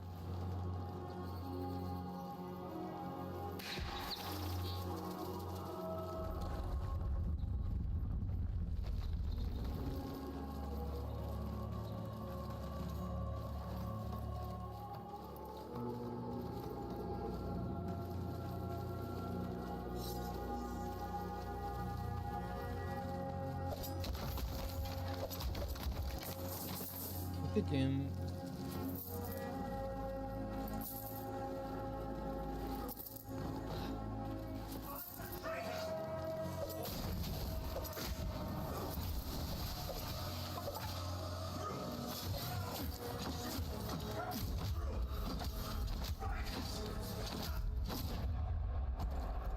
Okay. Don't fight with bare hands.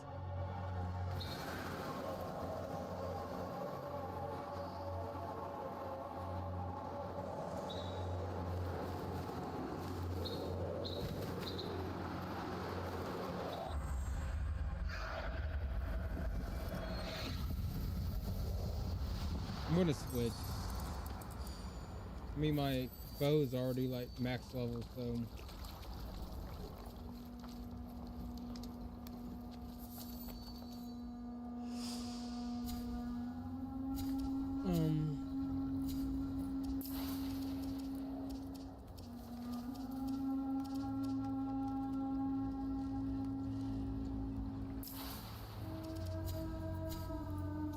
Wait.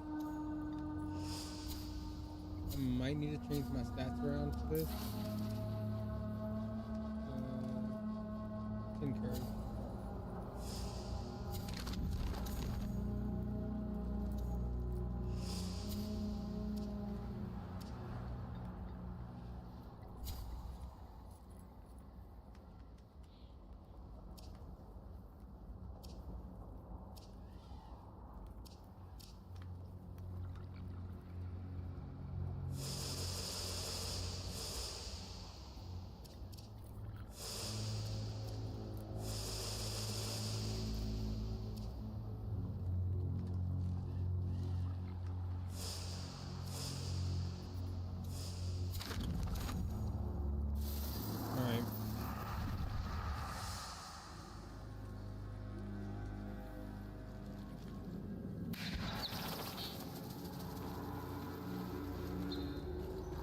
Where'd that guy go?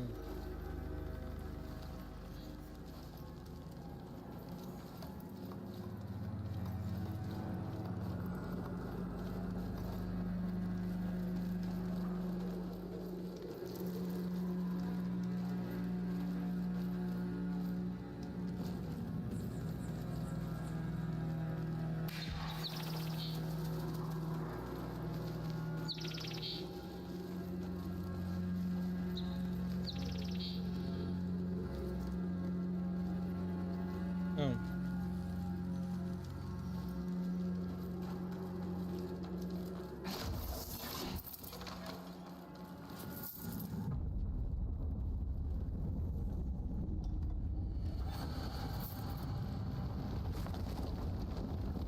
Well, that's not good.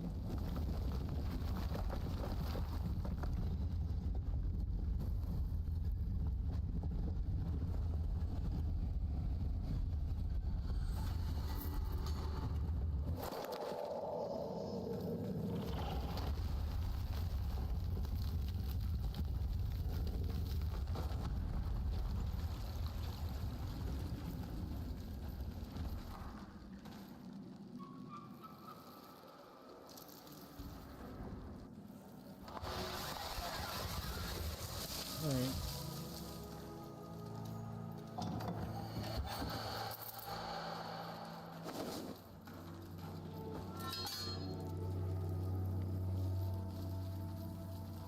You got animals captured over here? You do.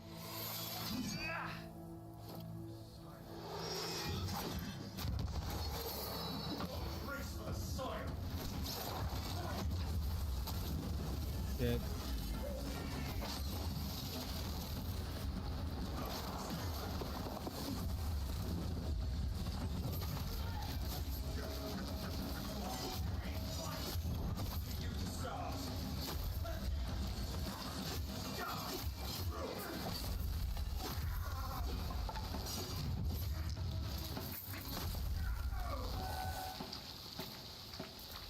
Nothing to see here, ladies. Nothing to see here. Just trying to free some animals. Oh, look at the little ducks. Oh man, they look. Go be free, my friends. Be free.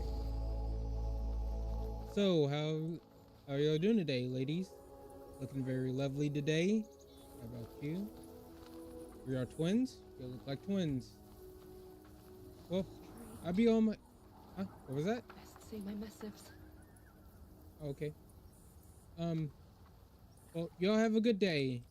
All right. See you next time.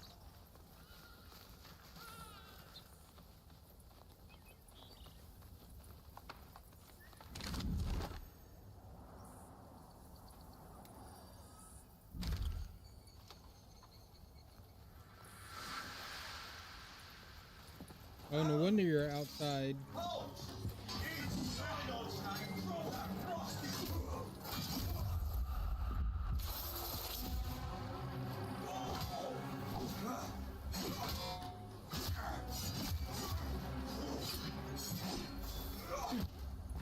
I can do that too.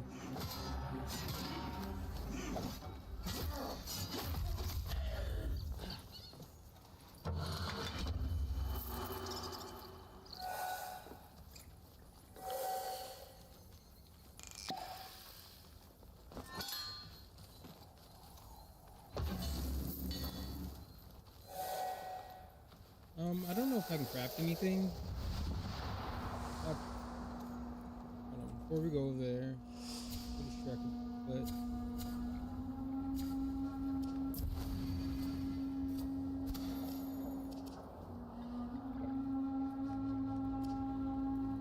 throw, attack speed.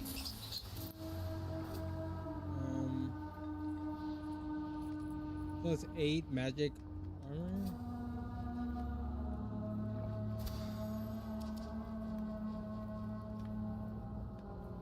Heal on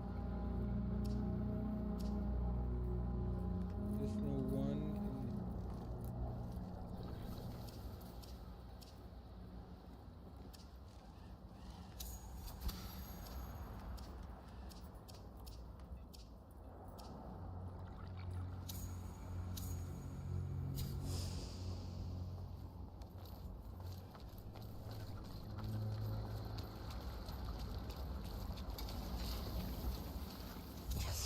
I know. How can I do better?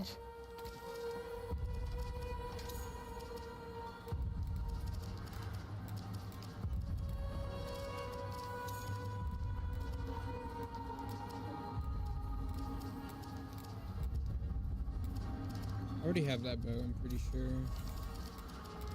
Yeah.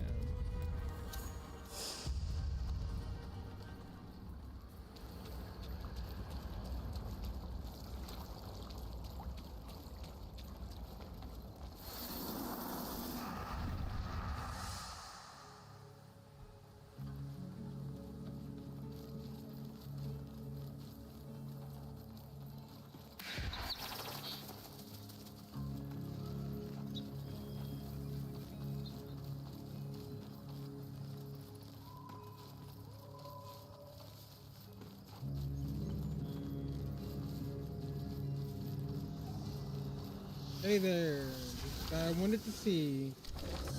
Wake the old flame, envoy. May the invaders burn. Mora willing.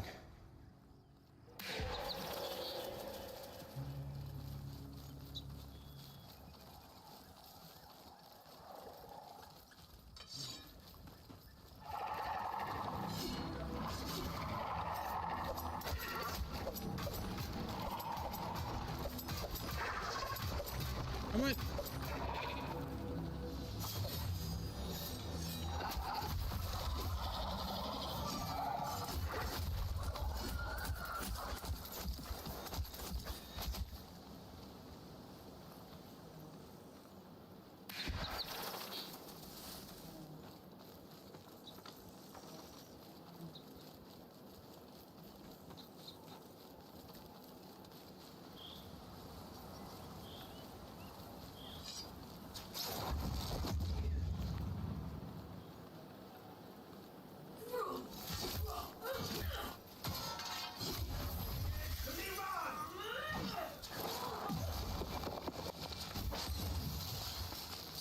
You.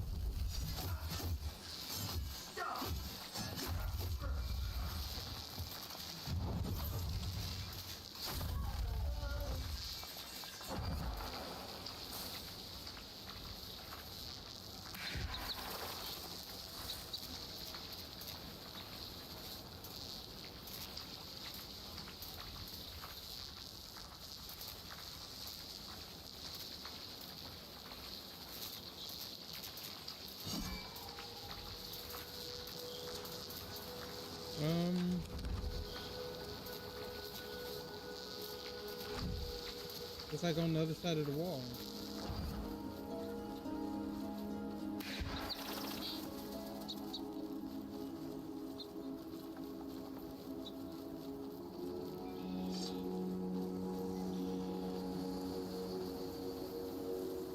I'm pretty sure there's a door over here I could have went through.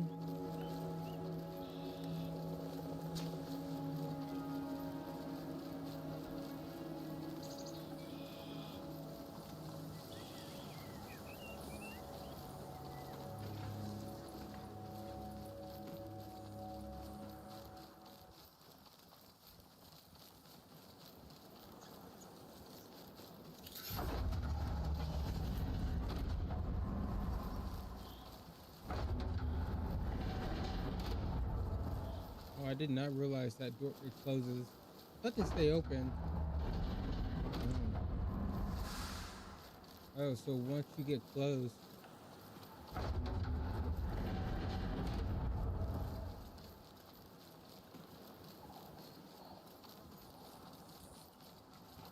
Hey there.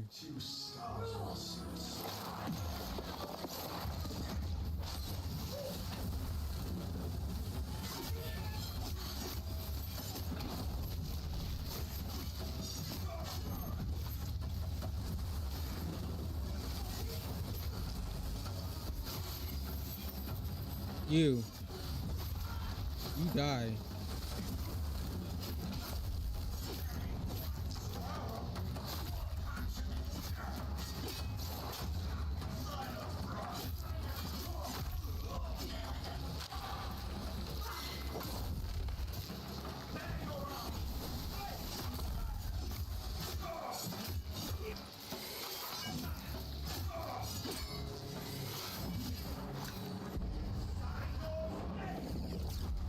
Well, you didn't have to go out like that, buddy. Come on. Could have probably won. We got two options.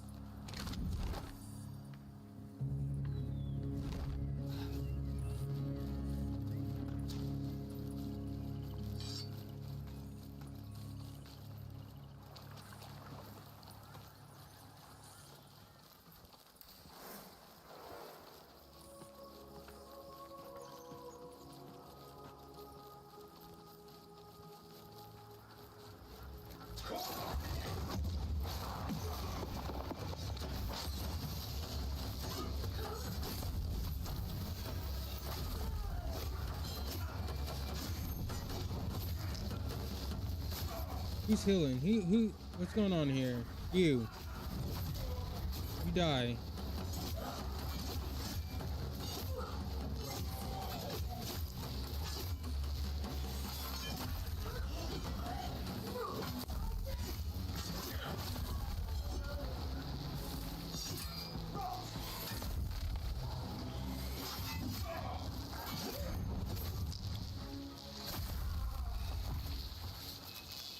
Let my little ducks go.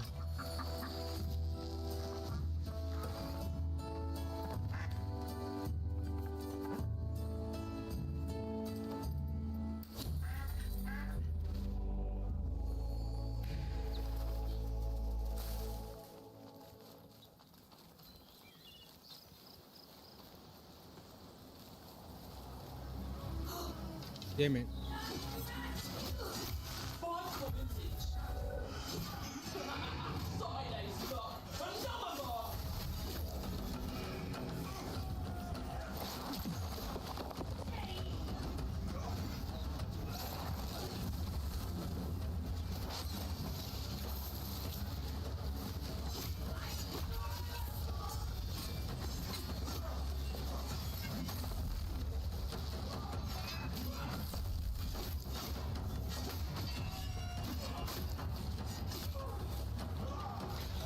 You.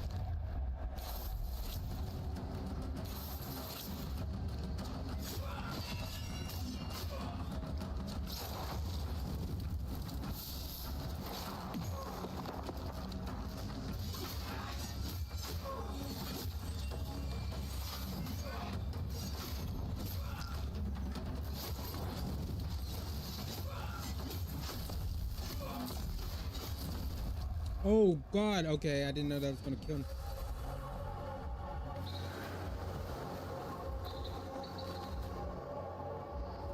Am I gonna make it? I'm good.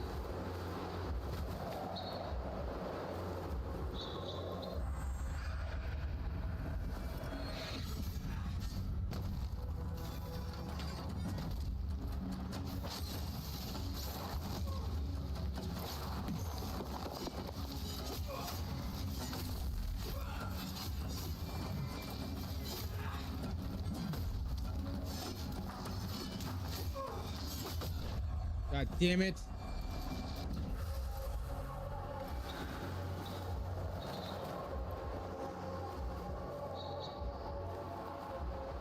There's a chest right there.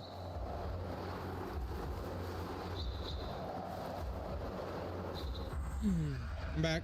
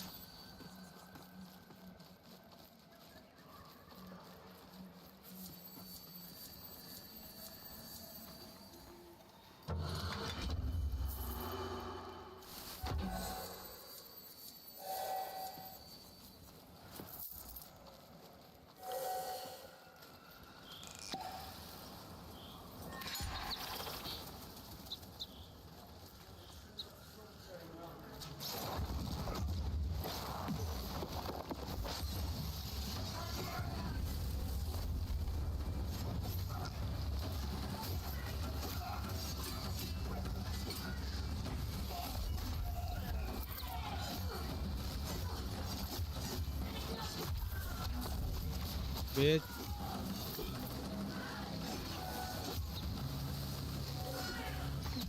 Hey, that's unfair.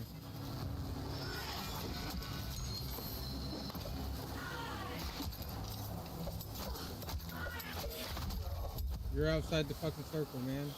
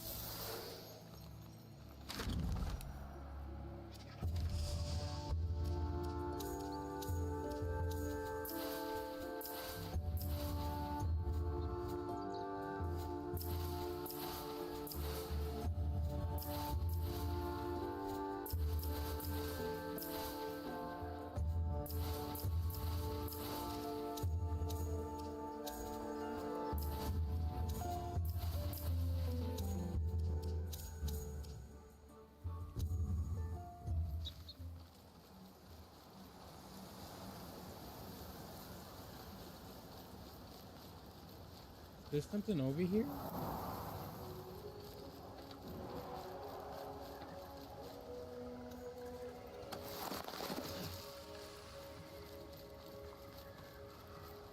Chat, I'm so confused right now. Like, what's over here? What are these purple? They're not anything.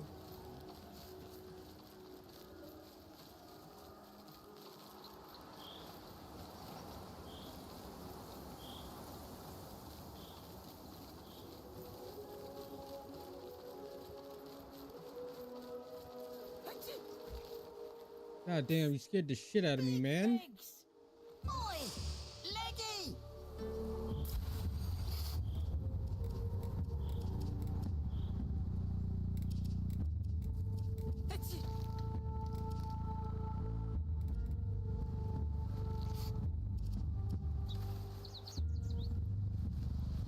Wait, do I have that?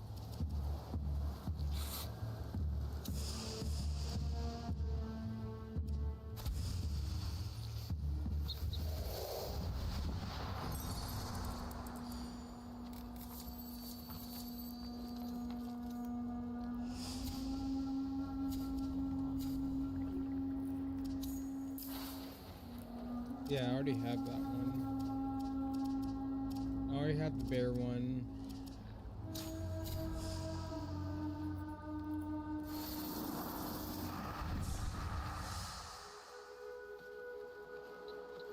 Oh, he's gone. Oh, is that who I was supposed to be looking for?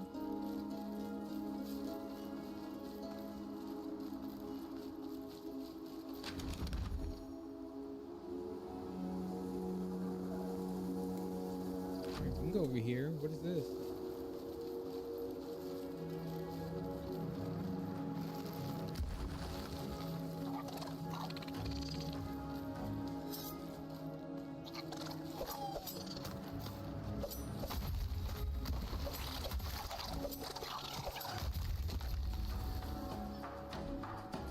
Do they drop anything?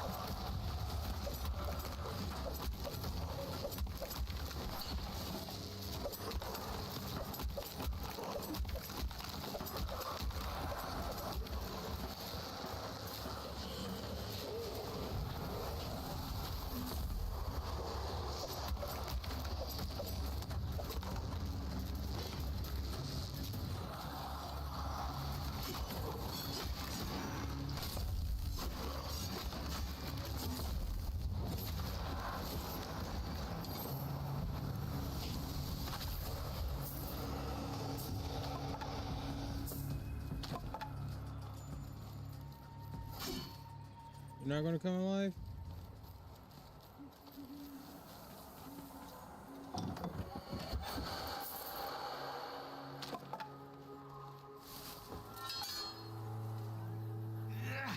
Yeah.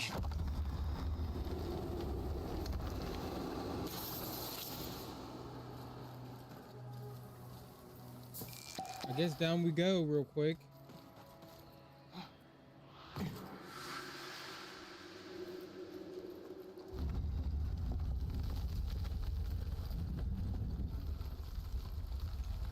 What is down here?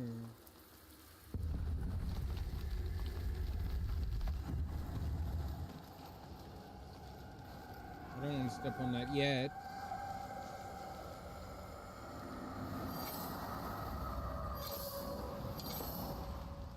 Bunch of them.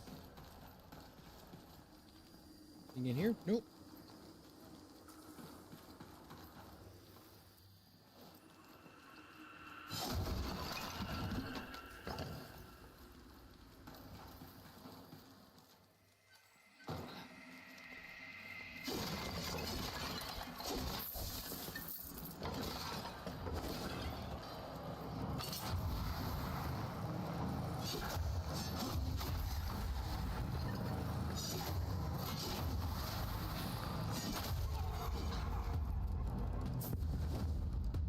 Uh-oh.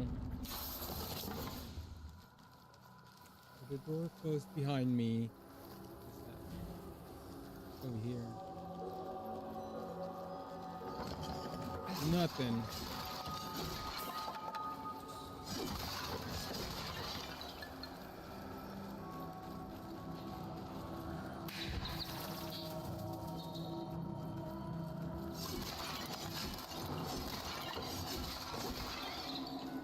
Actually, I'm gonna go back. I didn't step on that one thing. I would have done something.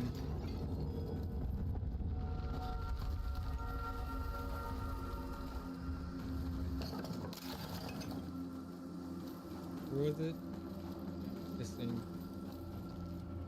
Oh, nothing. Okay. Hey, you never know, chat. You never fucking know. It might do something. I thought it was a little lover thing. I mean,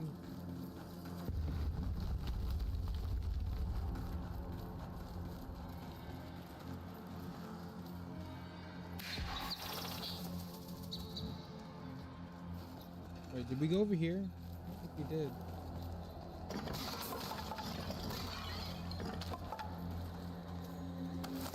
Okay.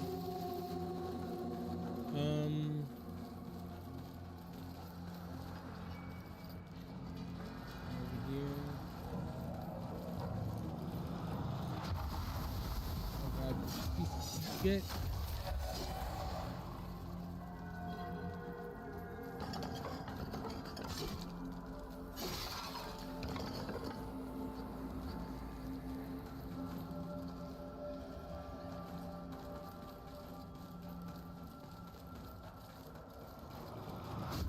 Ow, you son of a bitch.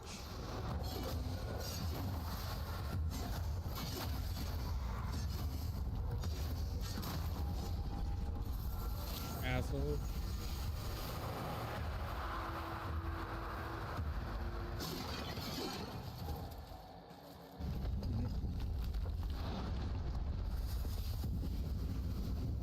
What is that? Turn back. Come close. See our souls. They're in my head. Come on.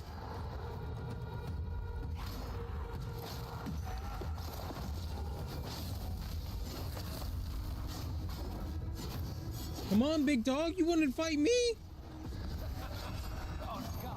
I don't like to fight, brother.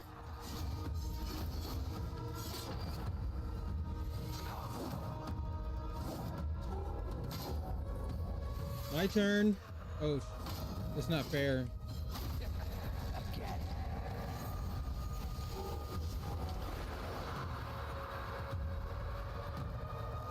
Yeah. Look, I wouldn't have done that, chat. He didn't attack me first. I'm a pacifist, okay?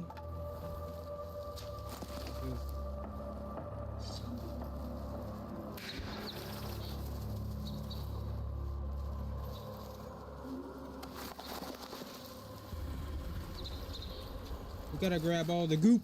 Goop.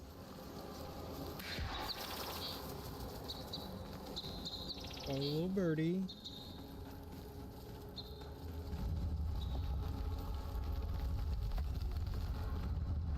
Oh shit. Yeah.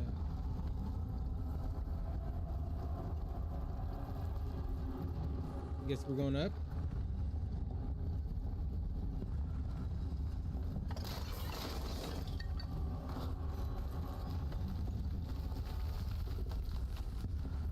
Is that it? Yeah.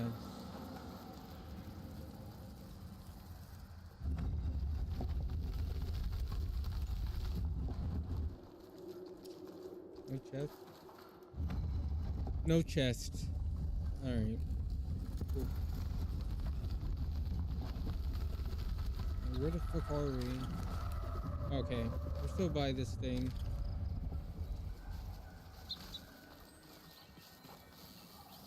This is behind me, right? Yeah.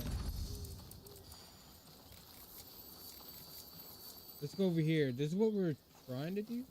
Where we're going, but we got sidetracked. Like always, we're always getting sidetracked. In a game like this, look, you gotta check everything.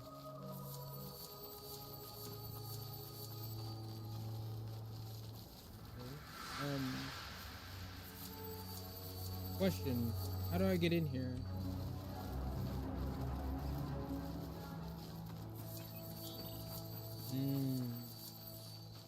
This has. Whoa. Okay. Siege of hearing hold. Piece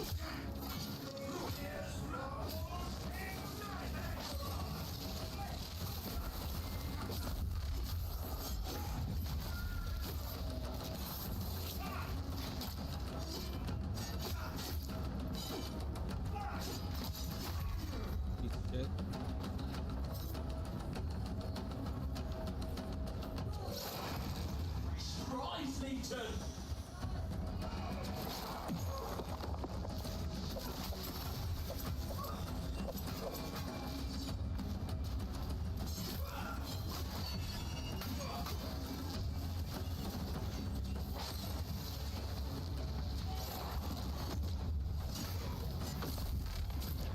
Oh my gosh, where am I respawning at? Fuck me, man.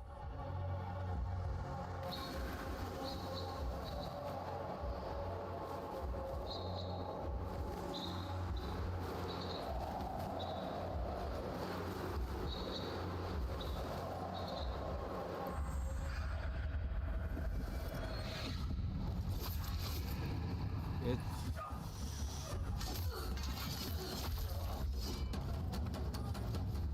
Come up here, fight me like a man. Why does my camera do that?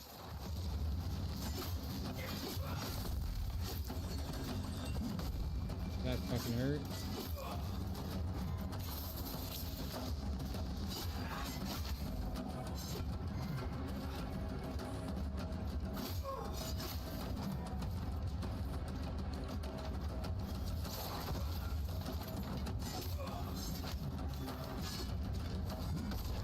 You're a fucking bitch.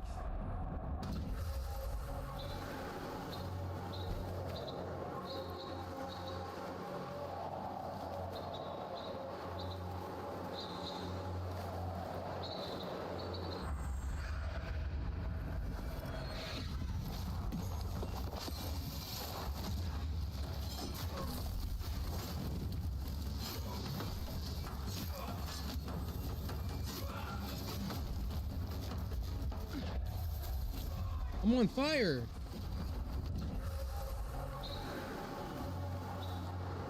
Fucking bitch, man.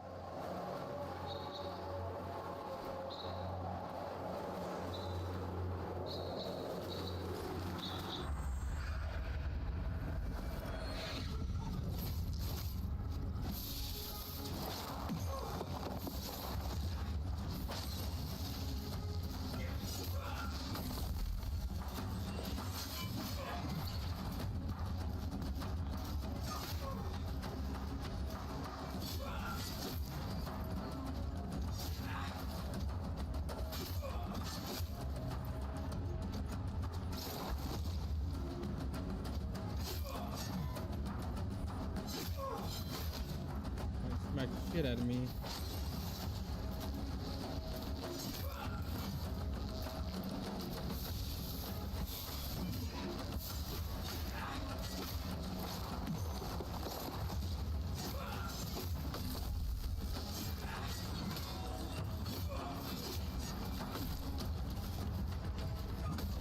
I couldn't get up fast enough. It's so dumb.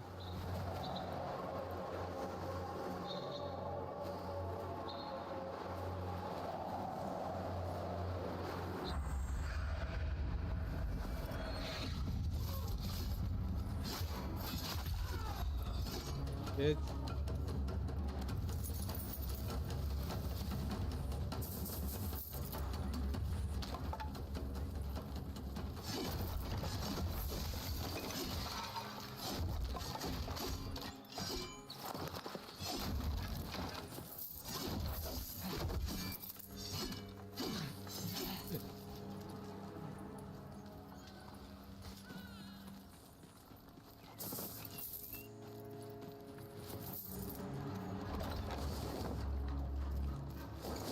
Yo, what's up, everyone?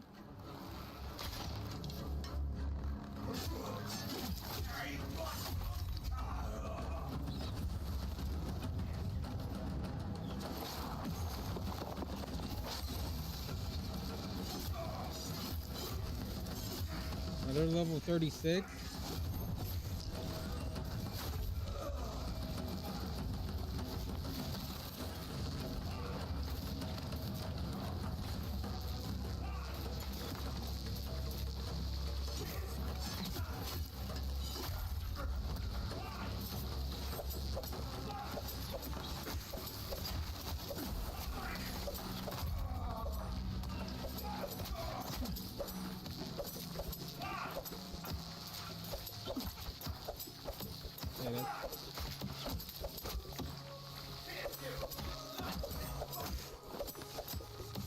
I'm not hitting him.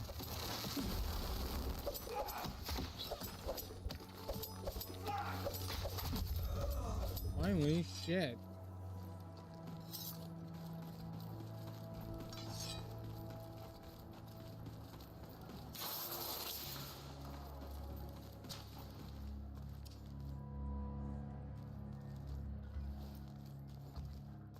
Wait, what's my crouch button?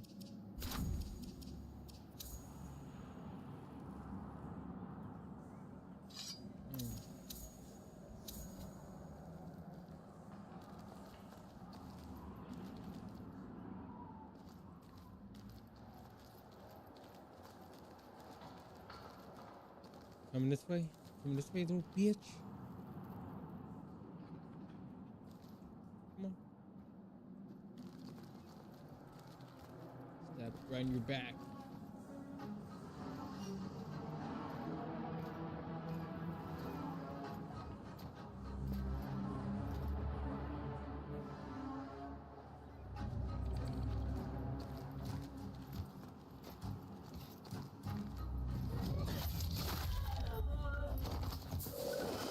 Turn of dice for next bout.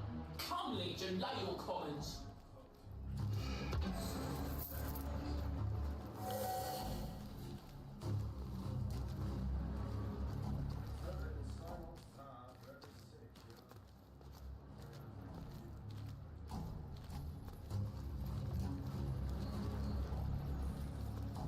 Come here. Come here. Yeah. Gotcha, bitch.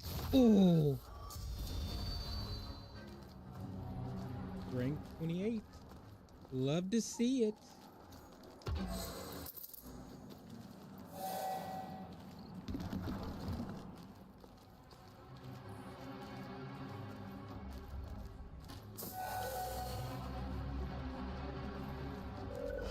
So it wants to play. Dude, what? You talking shit down there? I'm about to. Okay, I'm coming down. Fuck it. I'm coming down.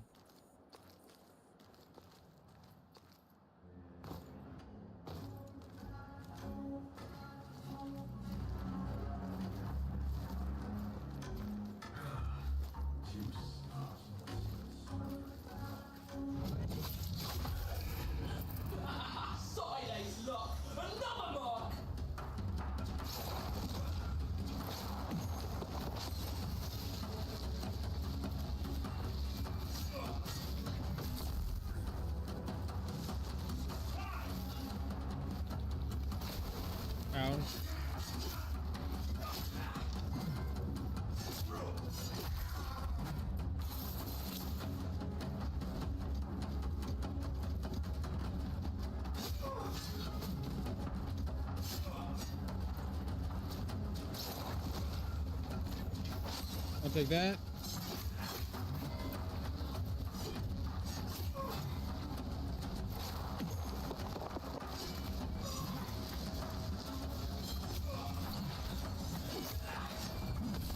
That fucking hurt.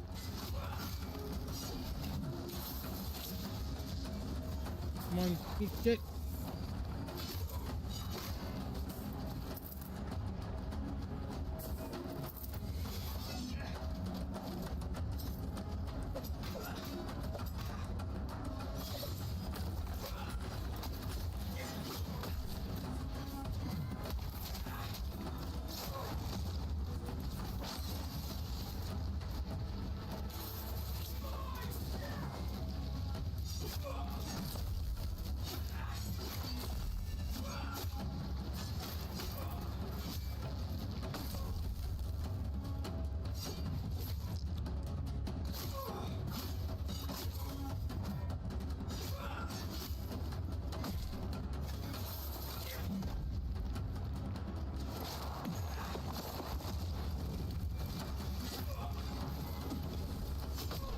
Oh, fucking fire, man. So dumb.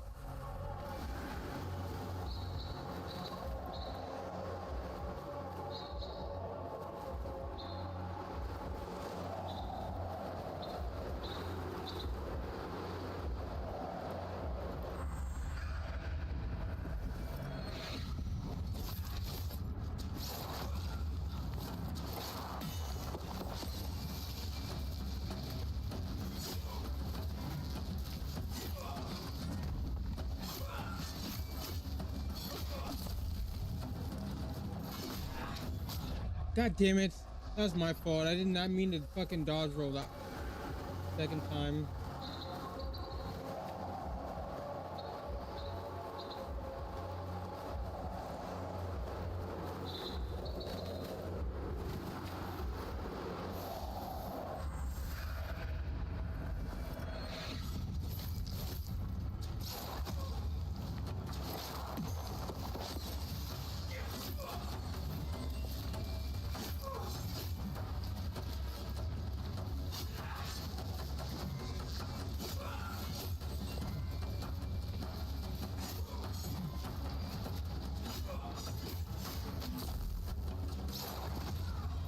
Good.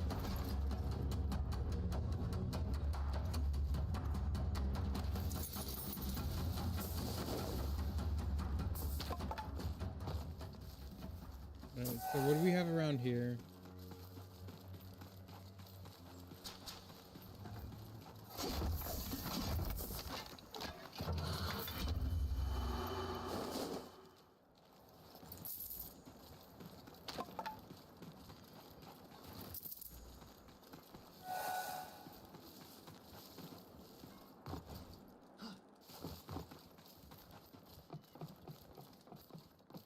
Hmm.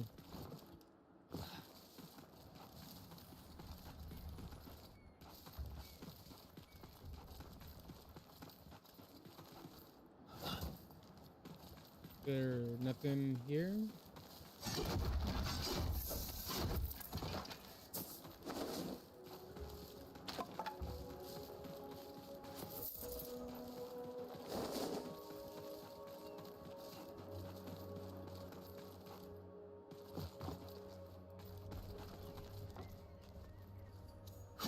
Oh.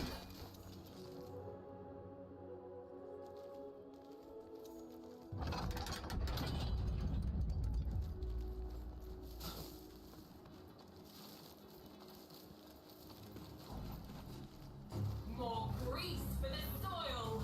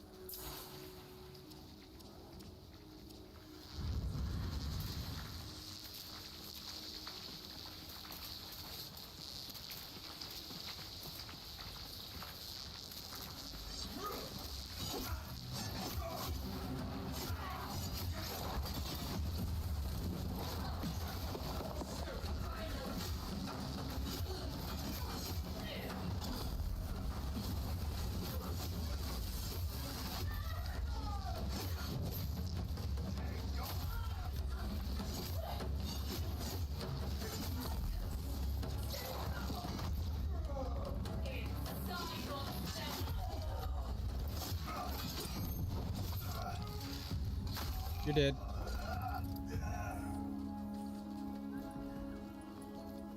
Alright. Hello, hello.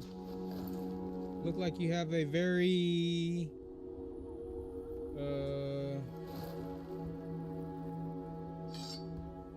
lovely home, I guess. I mean, you got a bed at least, so that's something, I guess.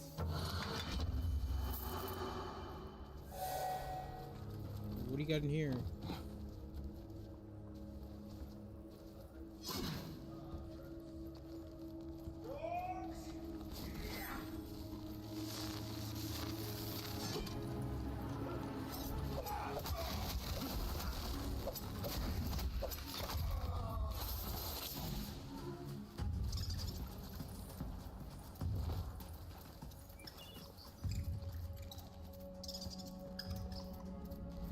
A little rat.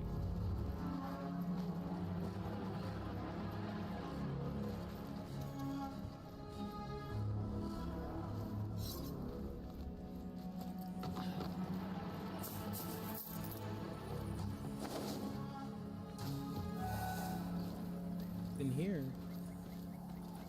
2-story house? Nice. Never mind. Ooh.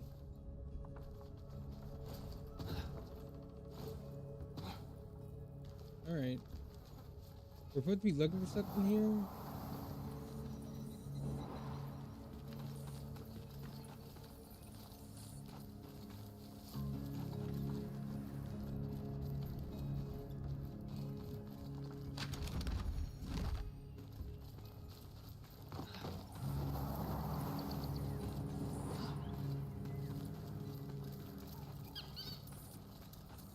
All these rats. You would think we're at Asmongold's house. Sorry. Oh.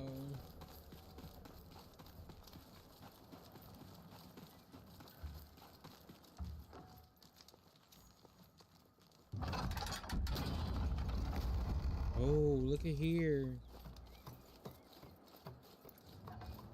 Nice. Okay.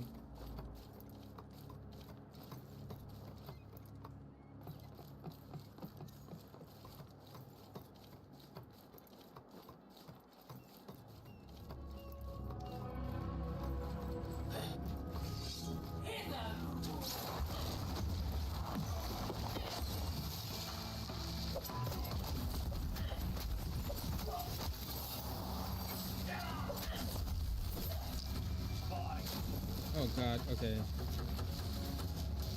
Come here.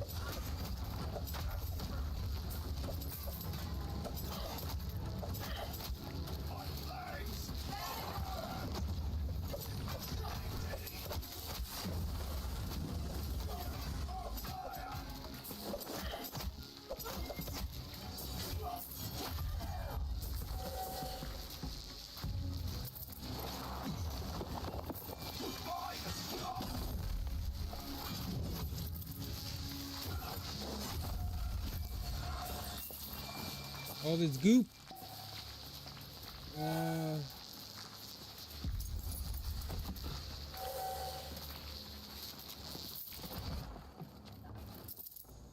wait, you can go in there.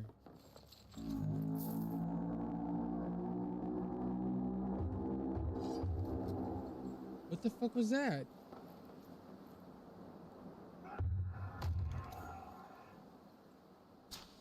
You all hear that? What the?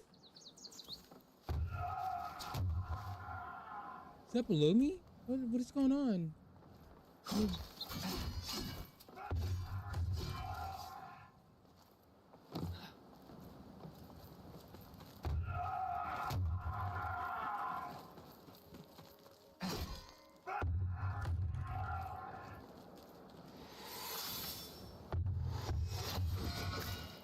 You can't do that.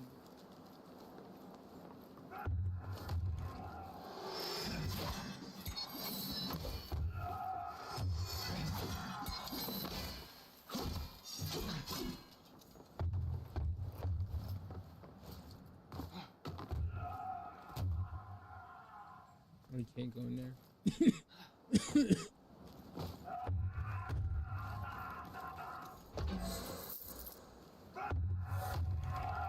the fuck is going on?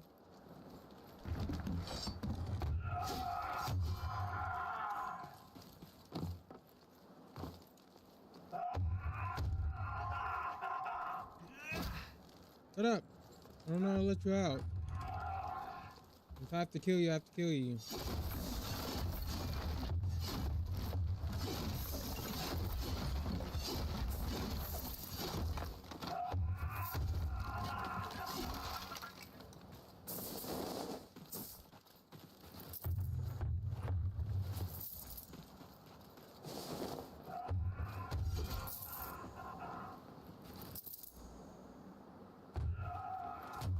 Oh, okay.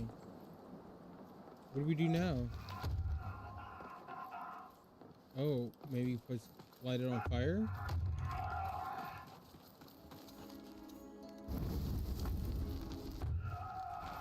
Holy shit, calm down.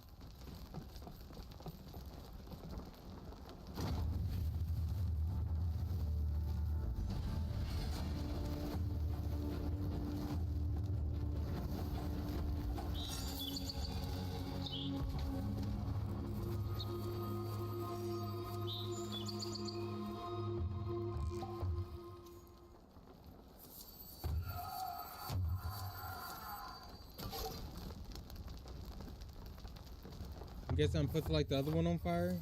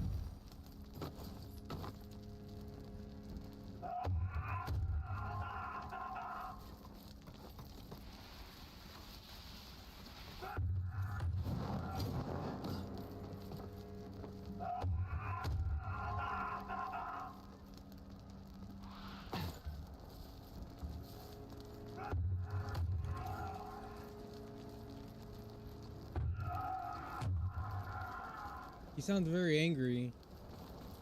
I don't know if I should be trying to let him out, but don't do it anyways.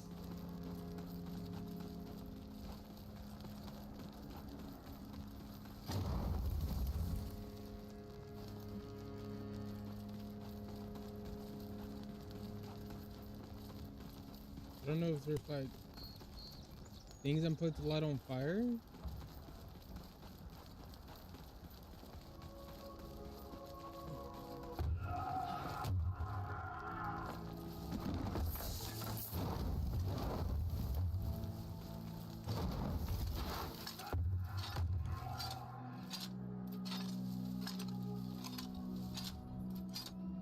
I'm not doing it. I'm not doing it.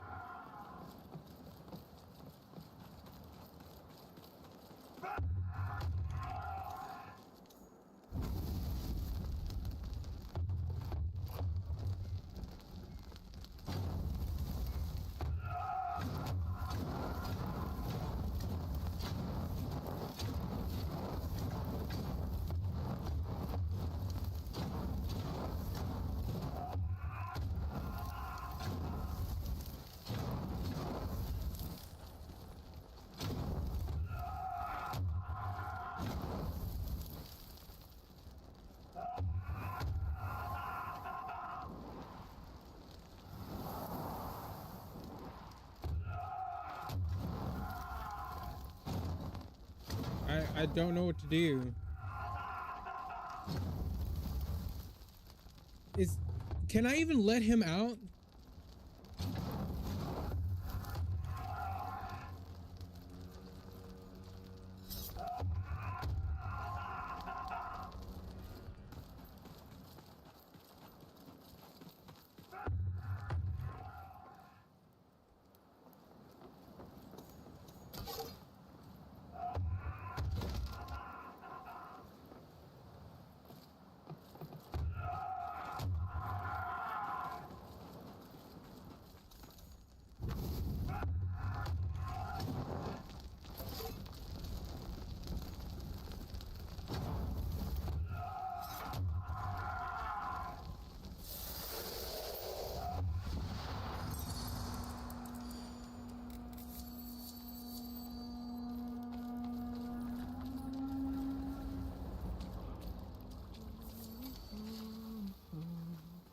I know.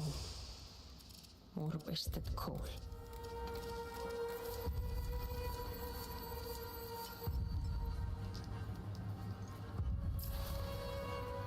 A moonstone growth in the likeness of a lichen skull wearing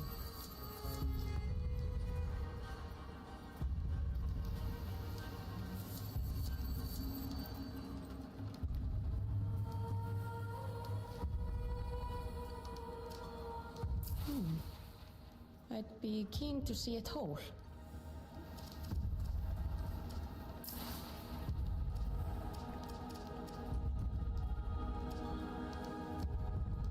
Oh, I don't have enough for it. Okay, I got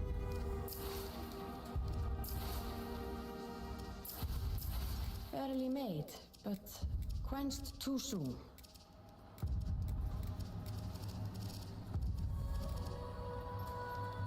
what else is down here?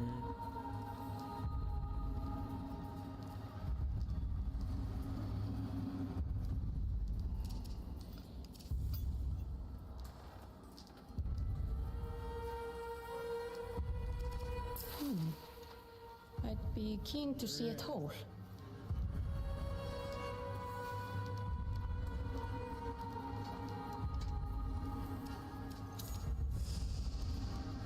Oh yeah, hold on. The envoy nears. Pray, we continue after.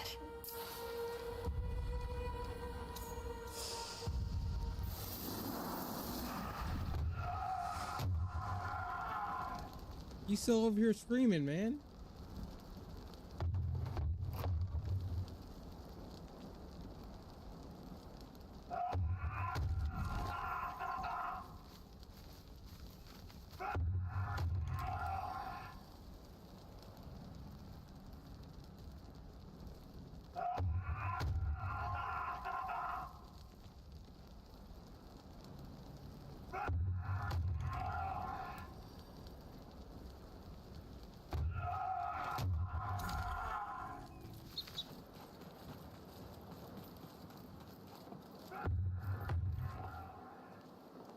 What is that thing?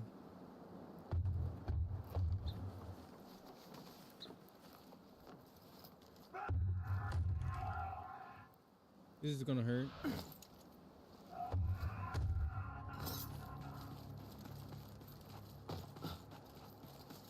I don't know how to help him, so.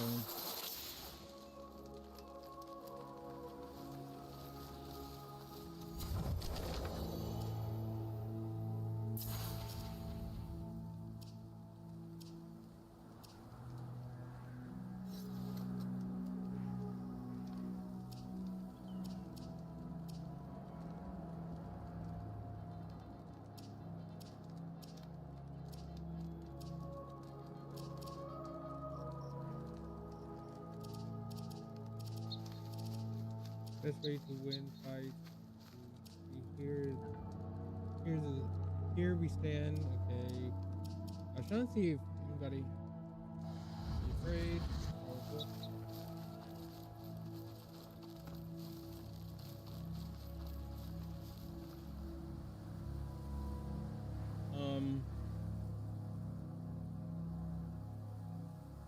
I guess let's go over here and see what this thing is.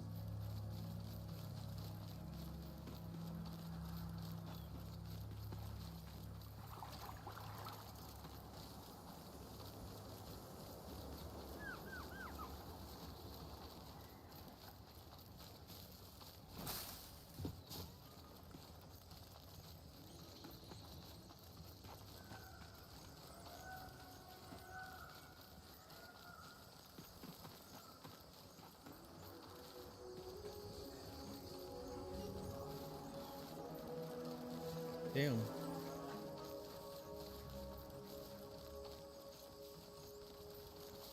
What is this?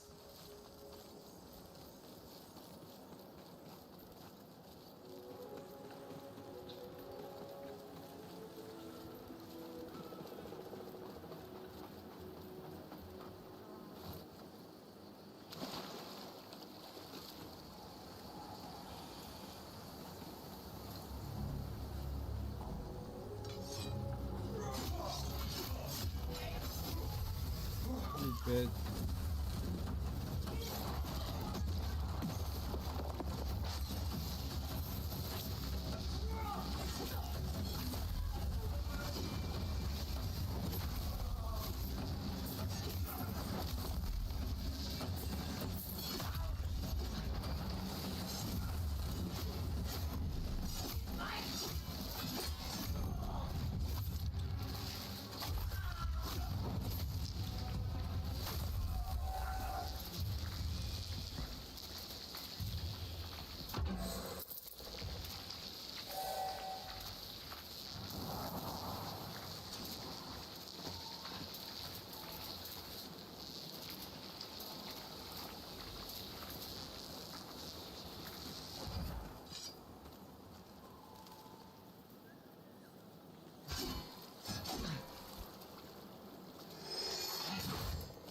Oh.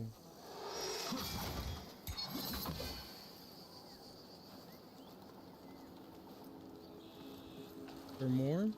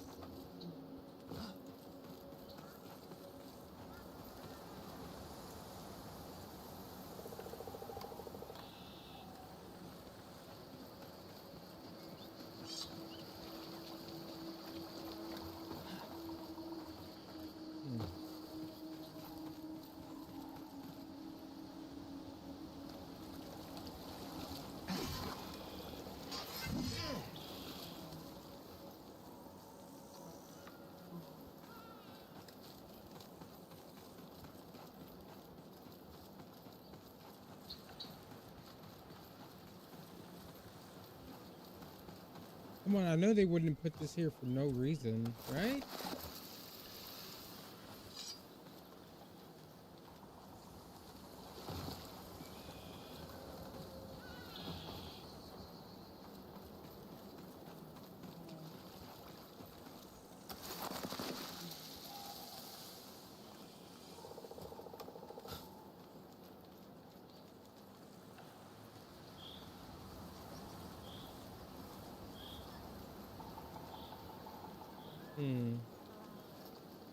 Oh, push wrong button. Chat, what do we do?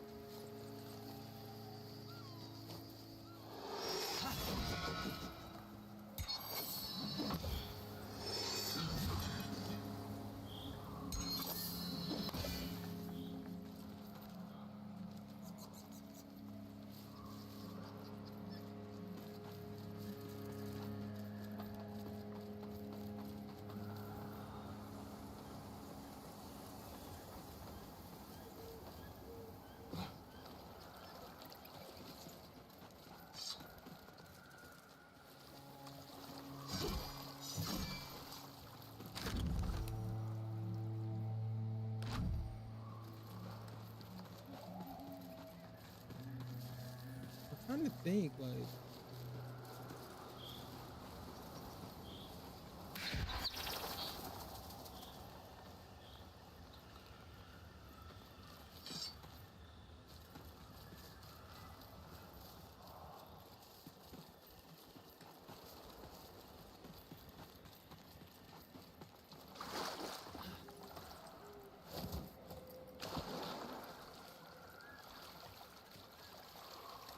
hit all the things that I see, at least.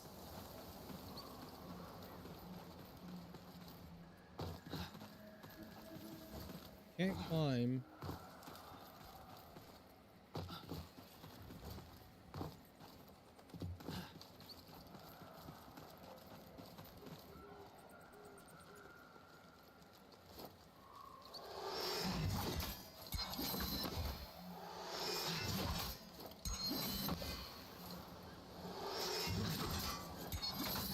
Nothing.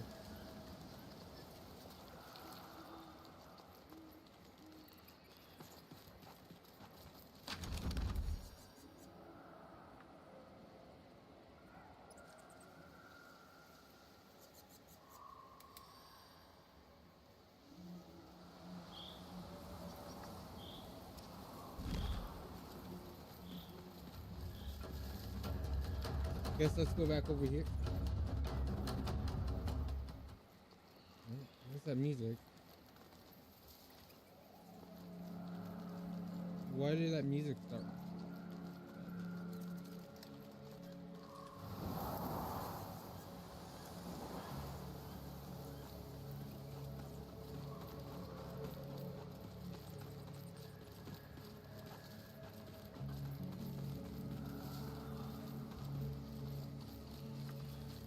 Alright, I'm just gonna go back over here.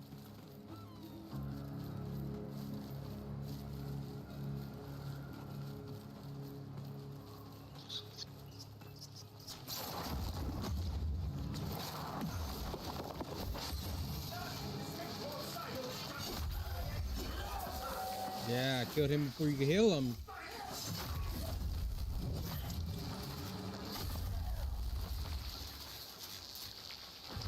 Did they really deserve that? Yes, they did. Wait, there's something over here?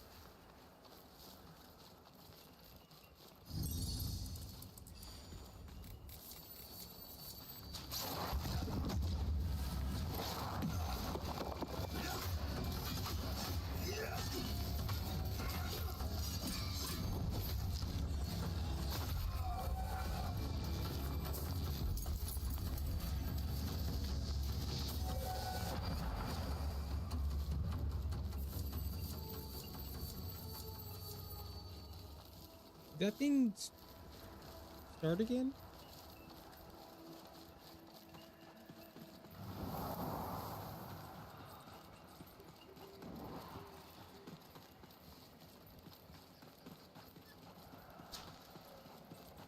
No.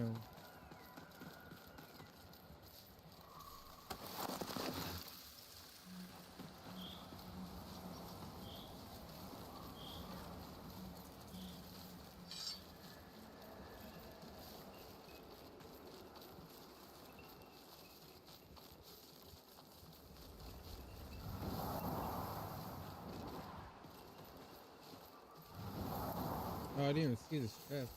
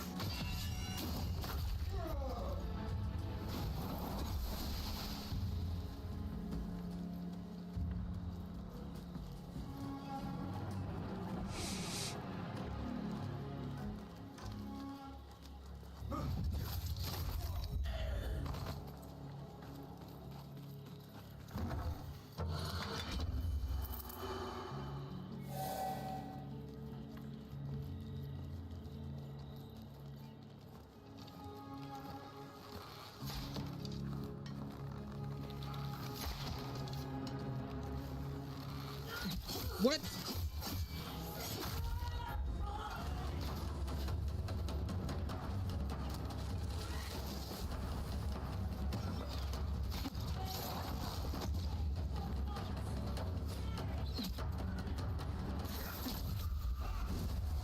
Wow.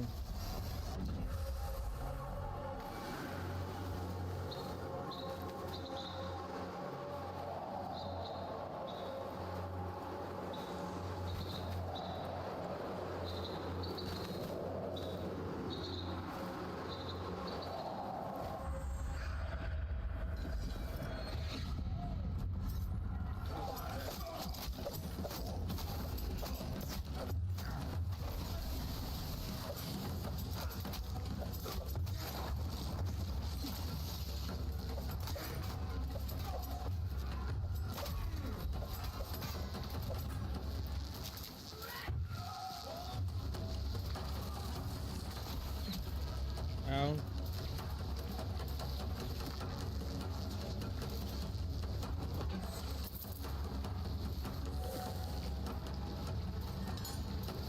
Up.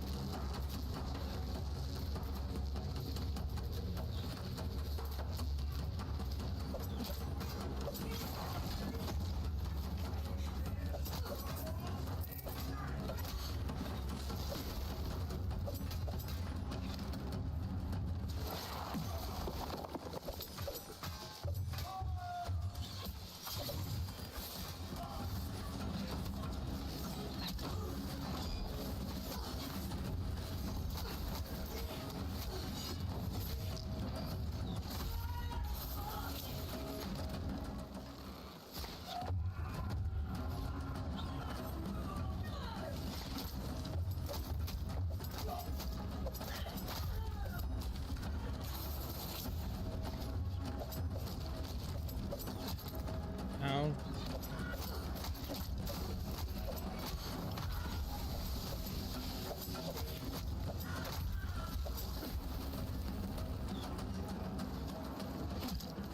I think it's two of them.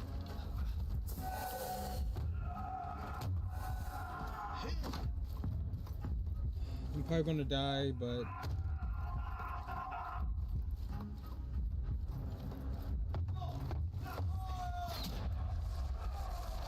I knew that was gonna fucking happen.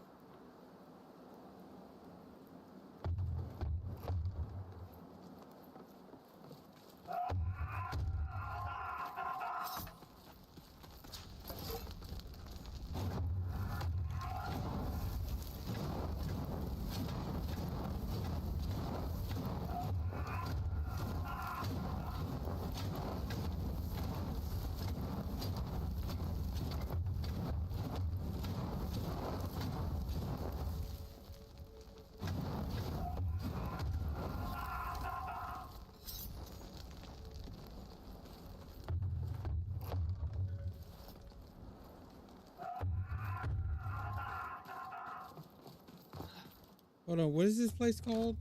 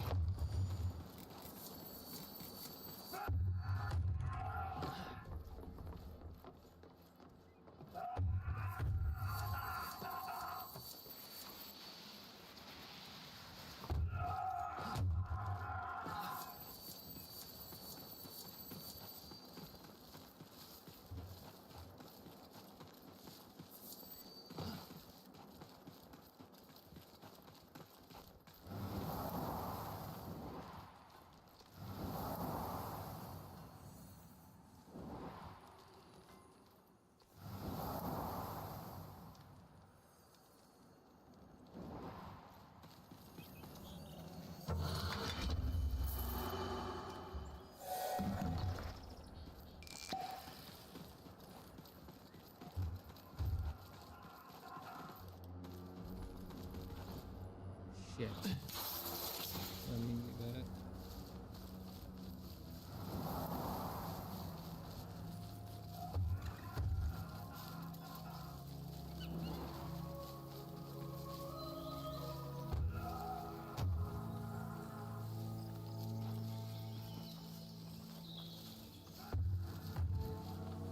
What is this place called? Hold on.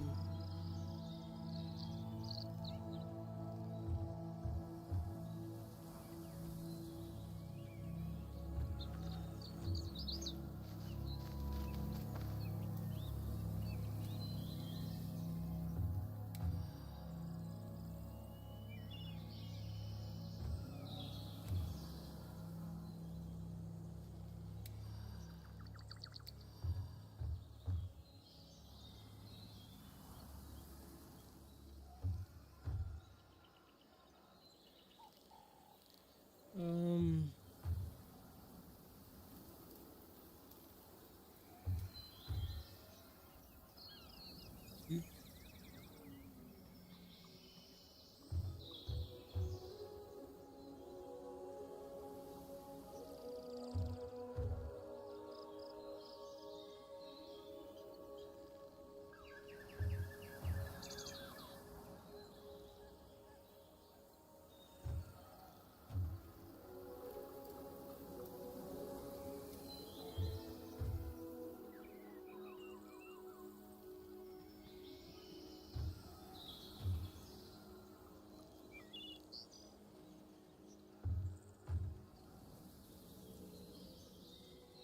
Oh, Chad, I totally. Oops, God damn it, why is it doing that?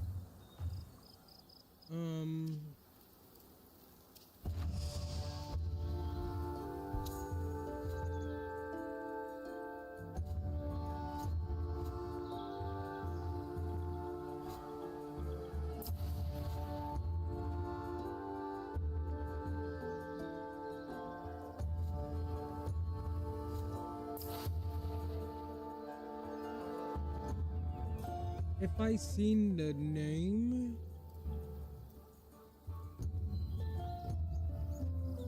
I'd be like, yeah, okay, that's the name right there.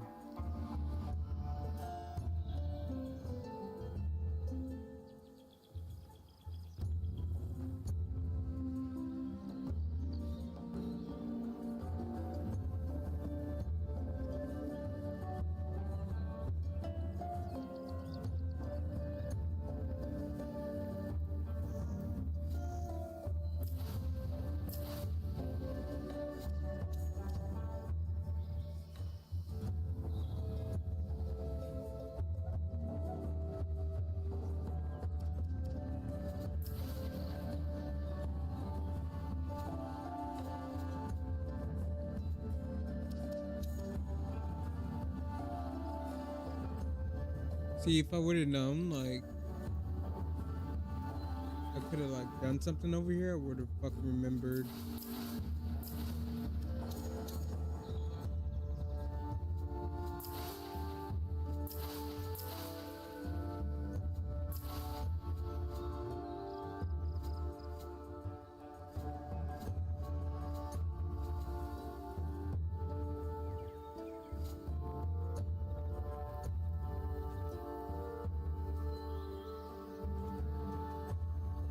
don't know.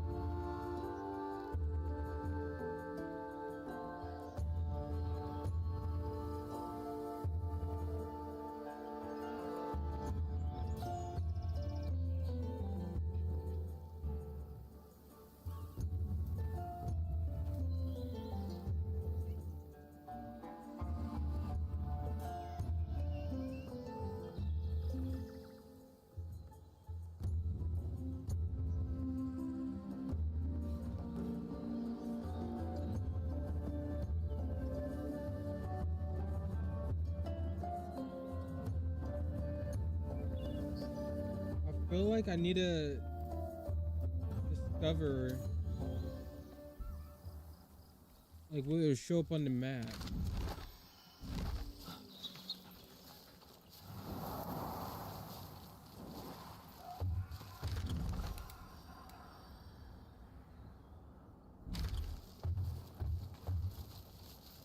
I don't know.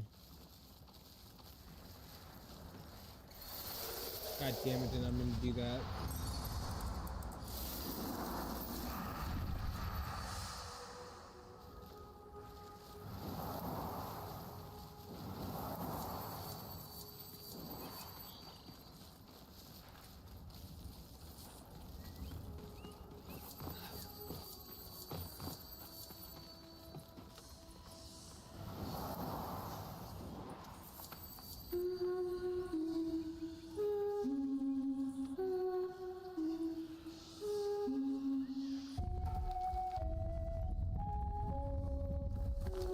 Wait.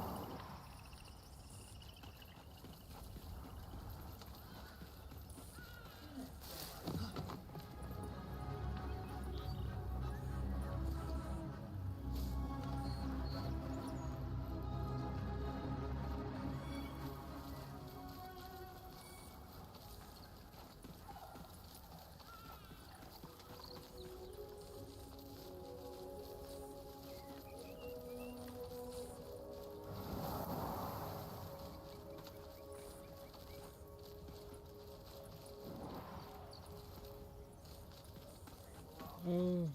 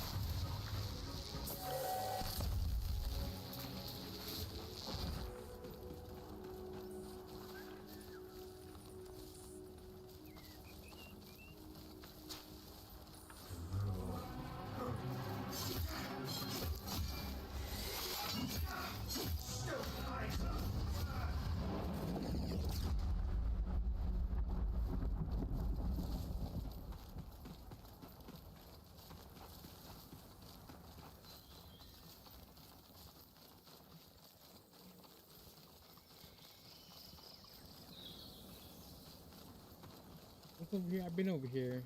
This is where I got down that one thing.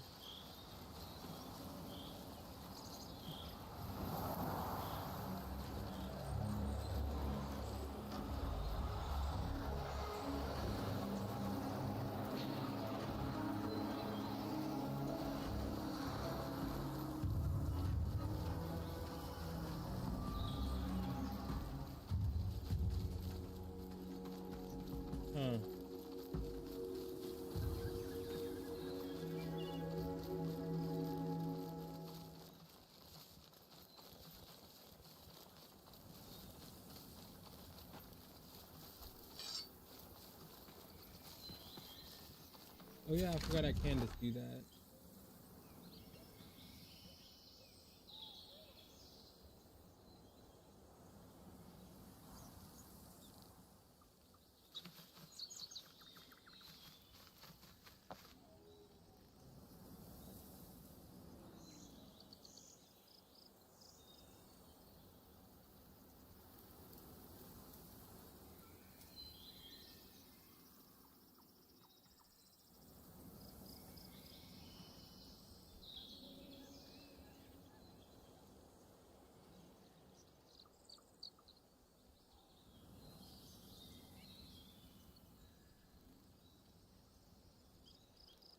I'm trying to go back to the VOD and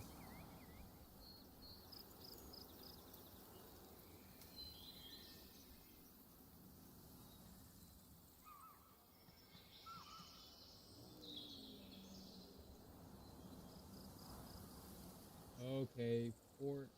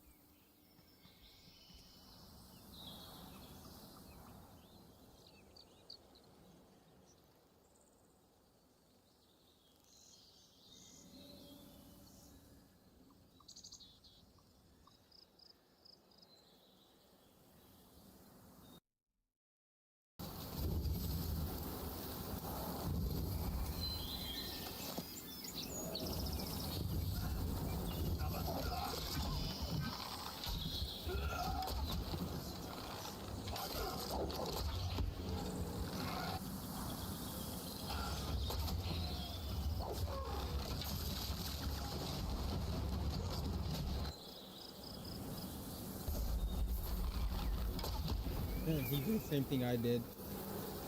Oh, this looks different. When was this posted? A month ago.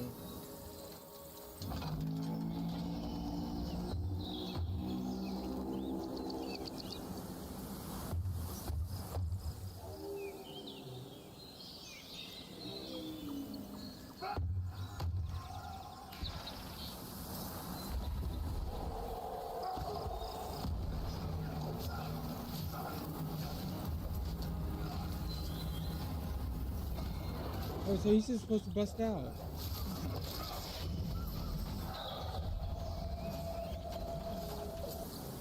Okay. Well, he's not doing that.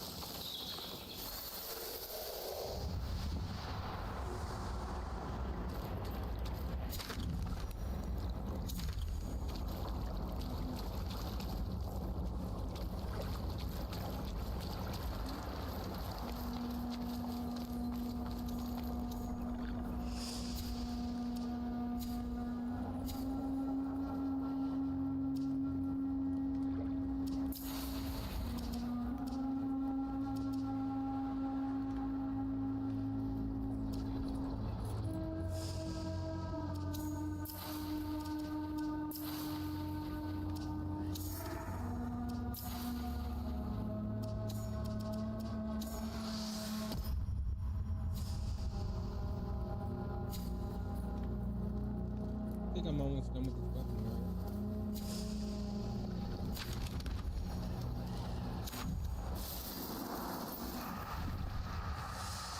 So he's supposed to just bust out the door. He's not doing that.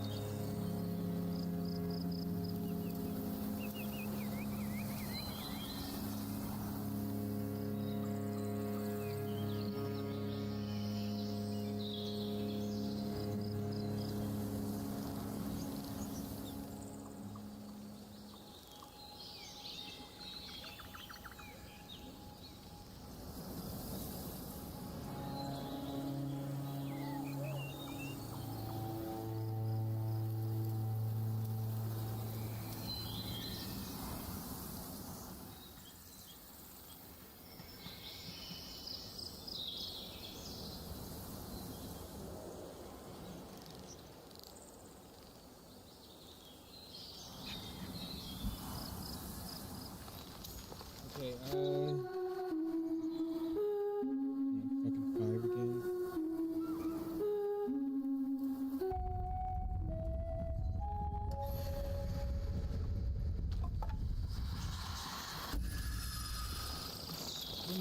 Spirit.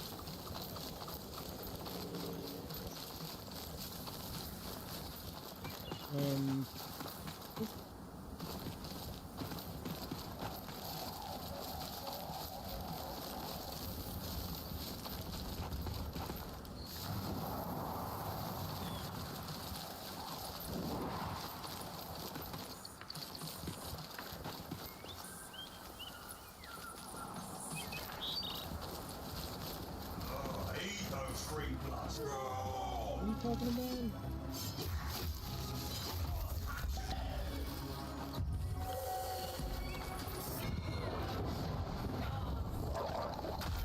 Oh, oh, get him! Yeah! Oh God, okay. Okay, what the?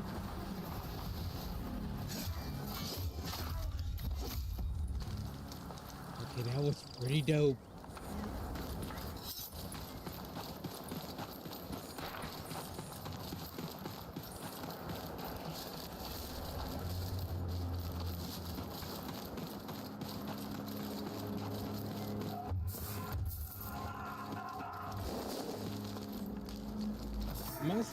Am I supposed to like wait for a second? That's what's confusing me.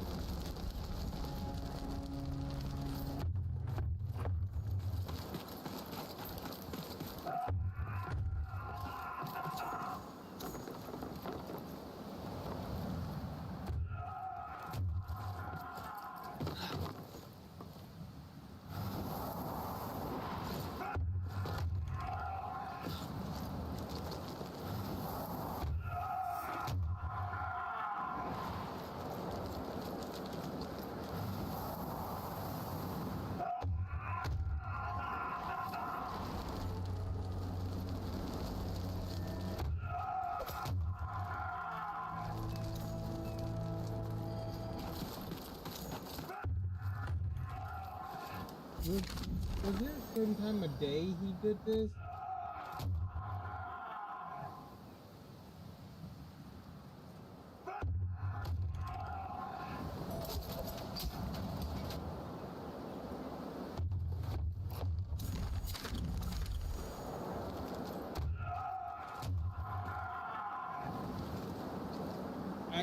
I don't know. I don't know. He's not coming out.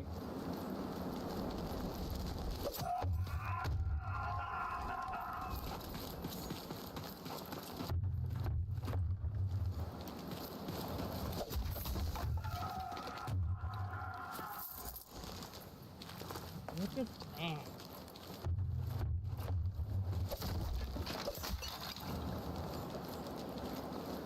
So dumb. Should I just like log out or something? Okay, I'm gonna log out real quick.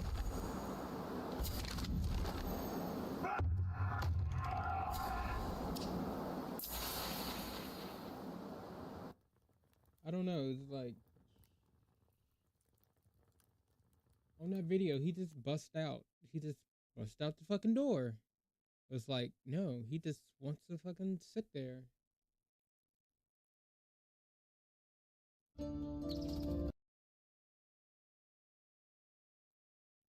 I just want him to fight me like a man.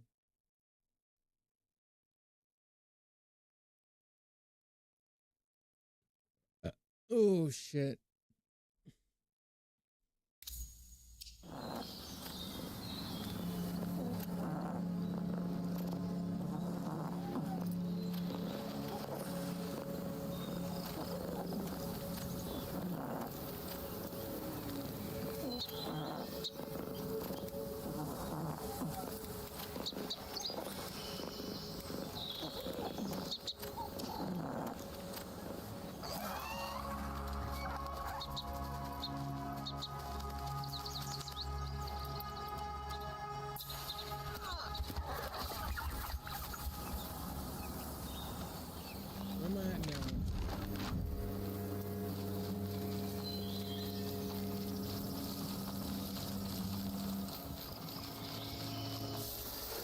No, I should keep this weapon. I was gonna switch weapons. I almost have this fully ranked up.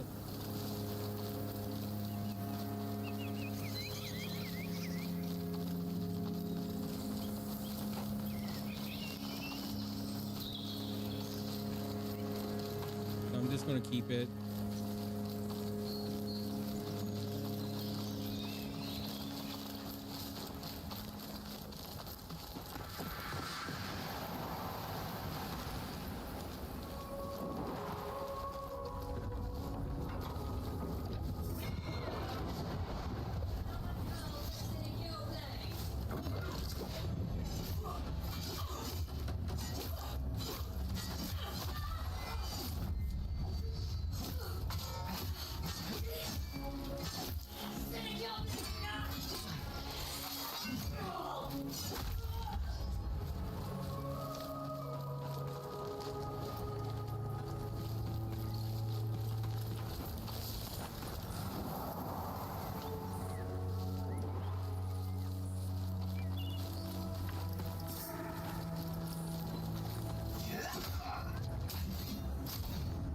Oh God, Jesus.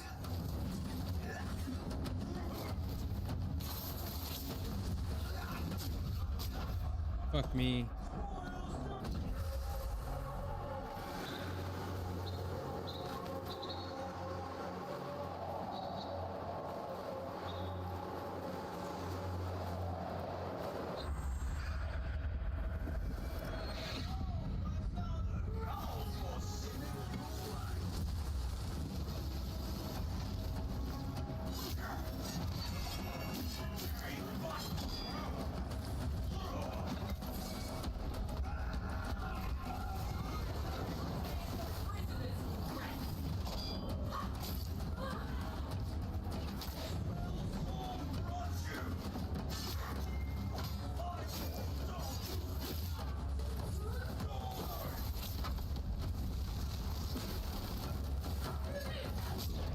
God damn it.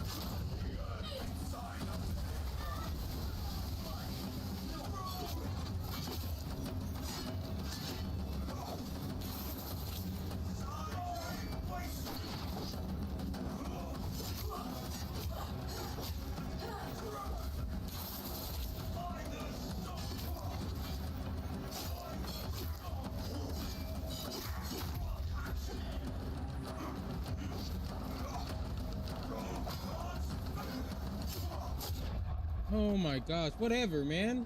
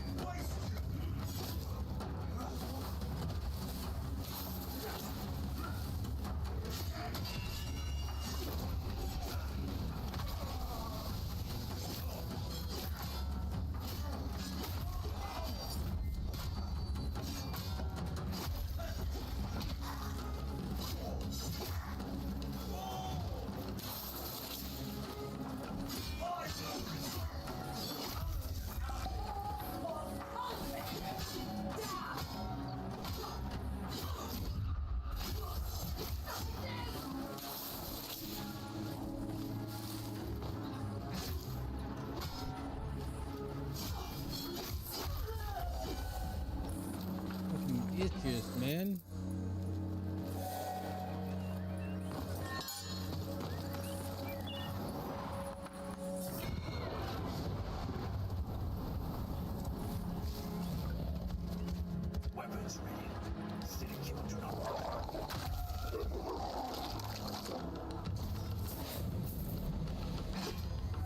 But I killed him? Good.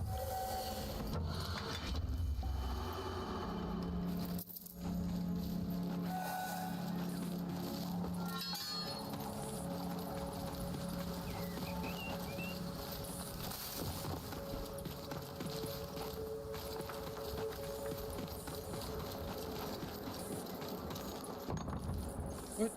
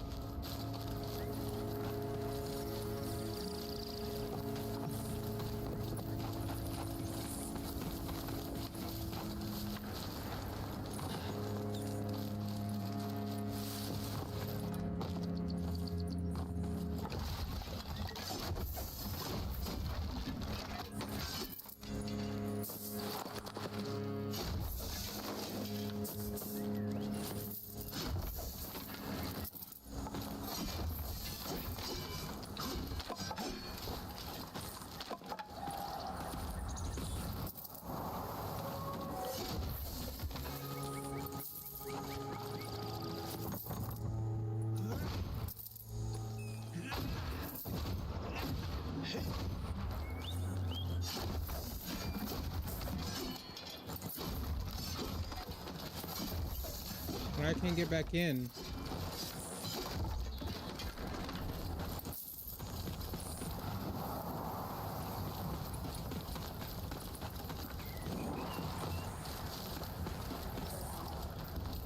No more thing to scold your go.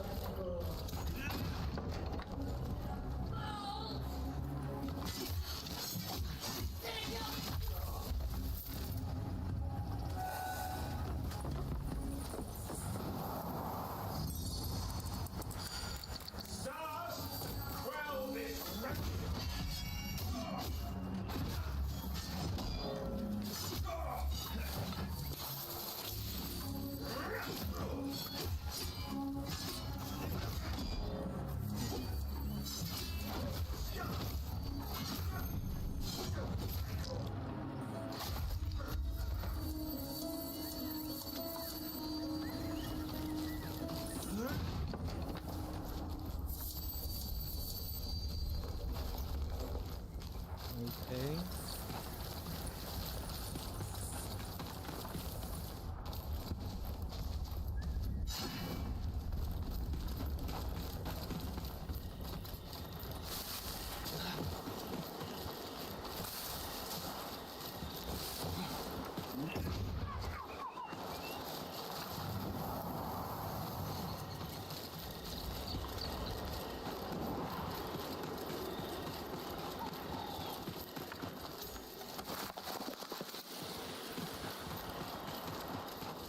Well, I don't have a key to get in there now, so I really dropped the key.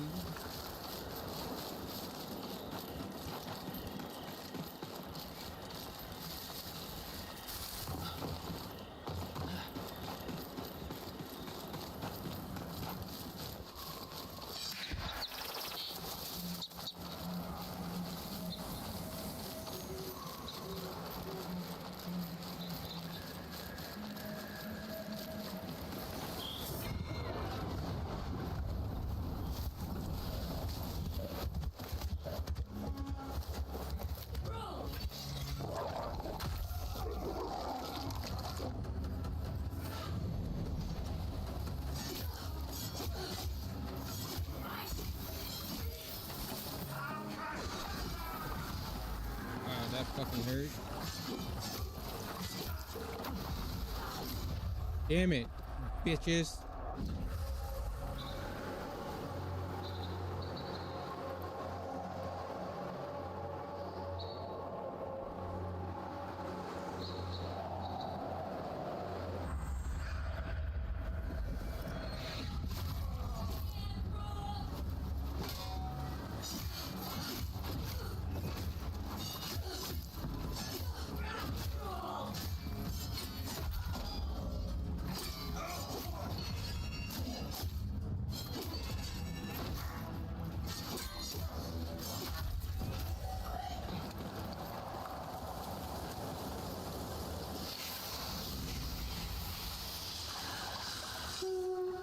Yeah,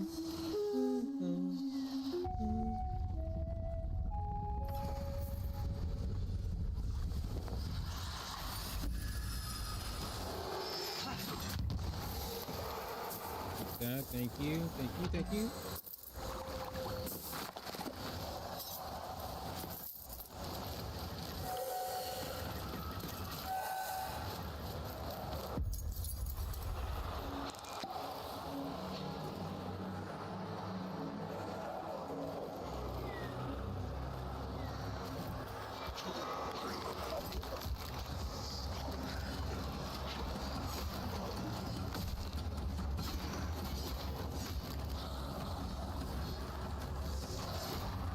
So many of them.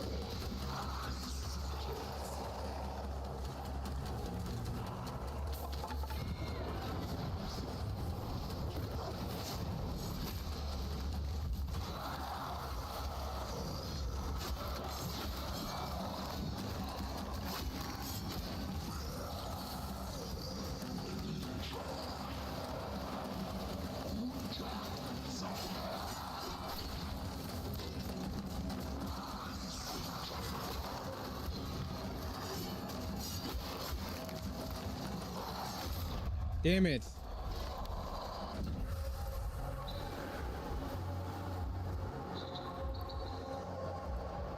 It sucks 'cause I don't have all my abilities with this class.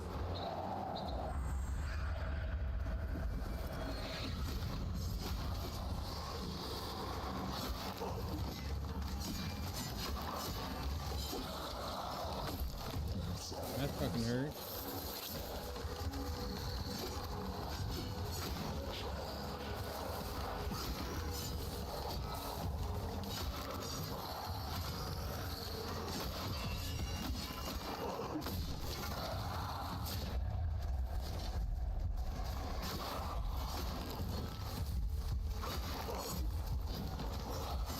Damn it.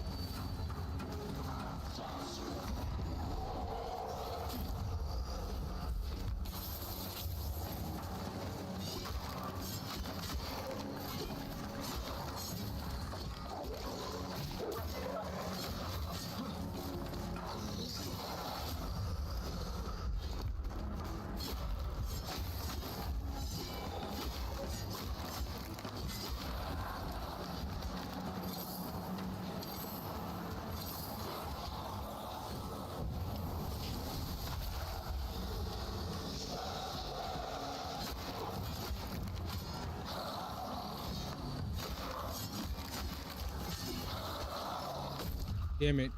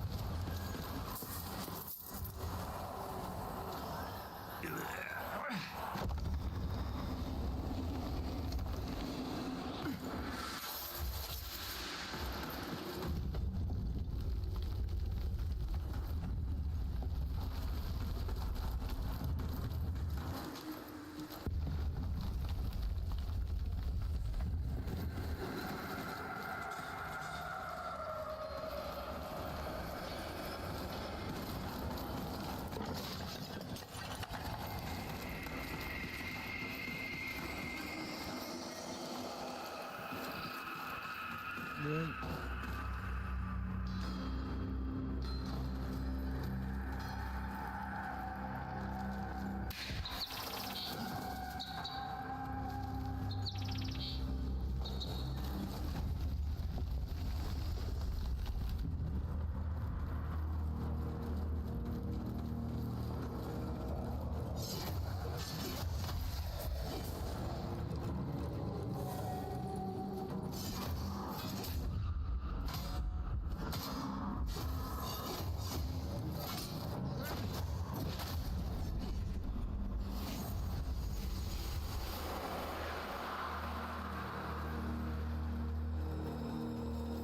That's nice. You can give me shit.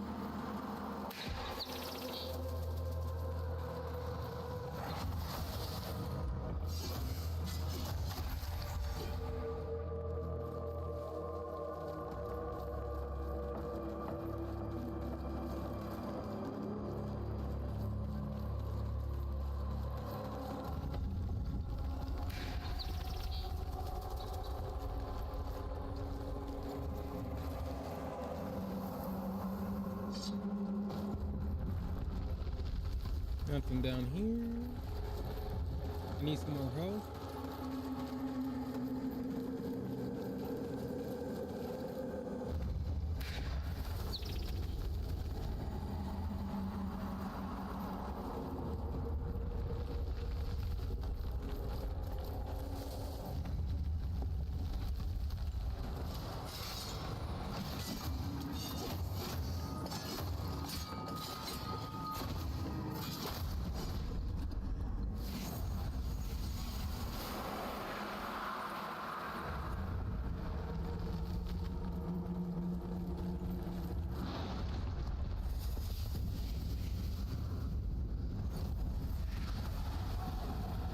Turn back, come close and see our souls.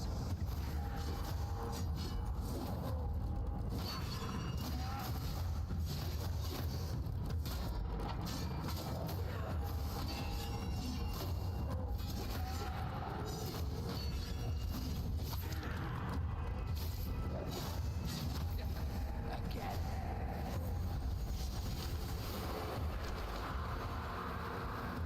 Suck.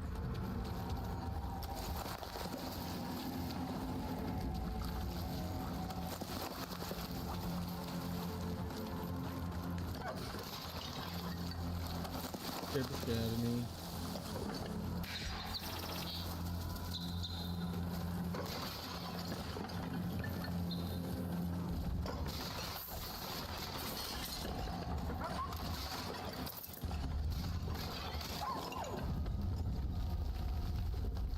Up we go.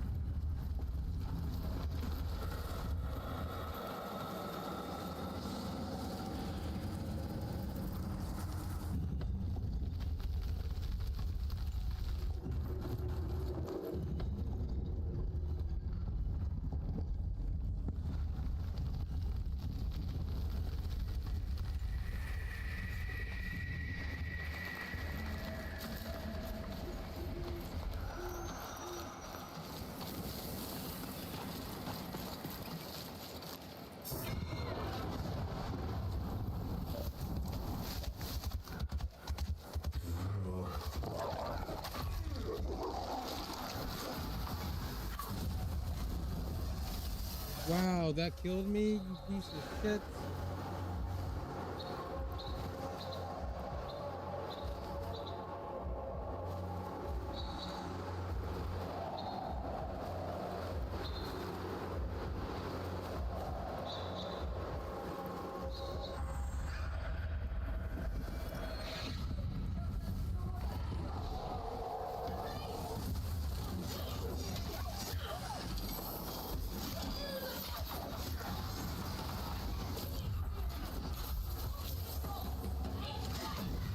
Oh my god, this bitch.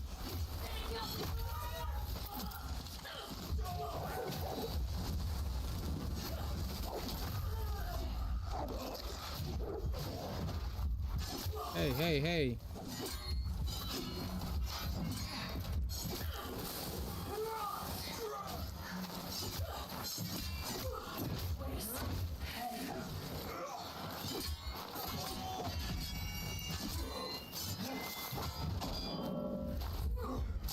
God damn it.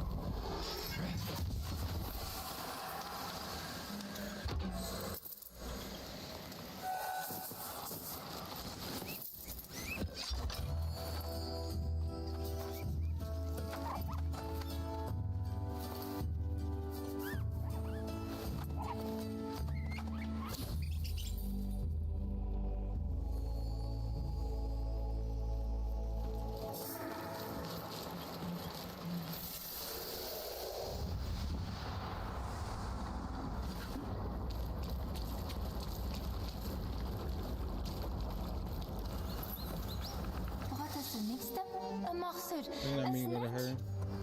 Trap, everything trap. The envoyers. Pray, we continue after. It will be brittle beyond. Huh? Not a terrible court. I don't know. Do I have that already? Here's that clipper book here. I know. More wasted coal. No. Yes, I know. How can I do better?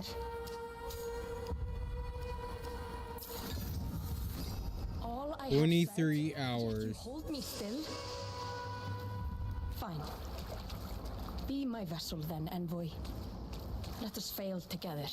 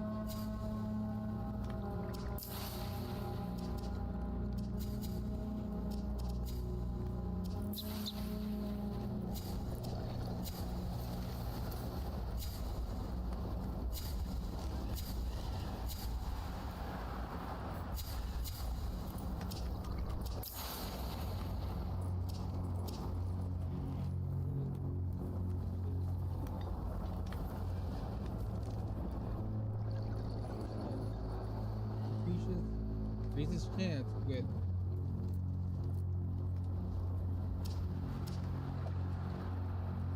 wait, hold on.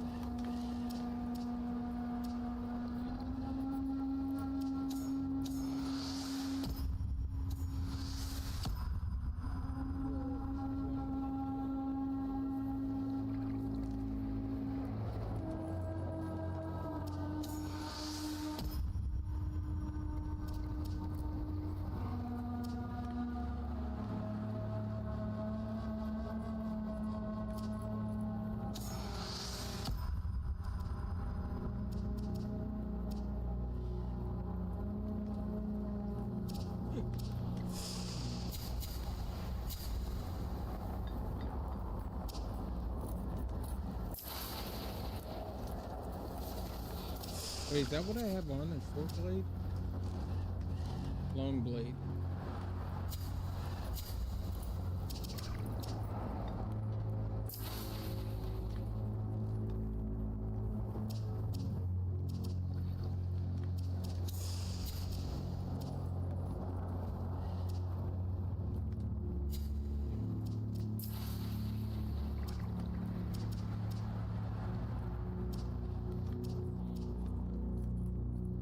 The wind carries your blade, increases projectile speed.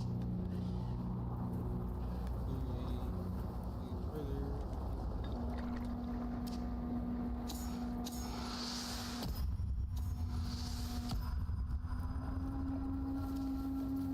Killing enemy increases the duration of.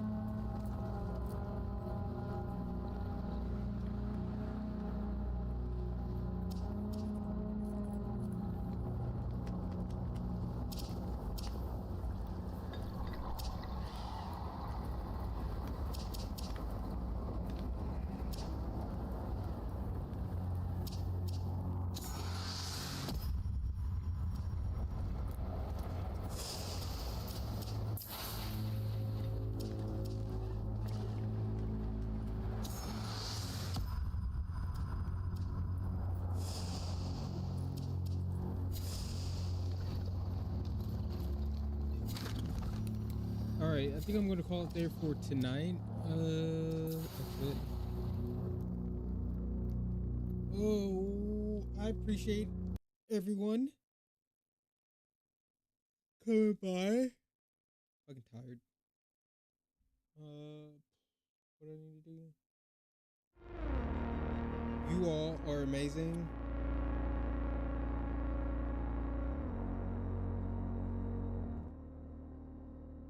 You all are amazing. I appreciate everyone coming by. Yeah, I'm gonna try to figure out how to get that guy to bust out the door. I don't understand why he's not just busting out. Like, it's stupid, but yeah. I'll be back on tomorrow. Like I said, I appreciate everyone coming by, even if you didn't leave a like or follow. You all are amazing. I'll see everyone tomorrow. I'm gonna try to just go to bed early and try to get up a lot earlier. Try to get some stuff edited tomorrow for YouTube and shorts. What is tomorrow? Thursday? Yep.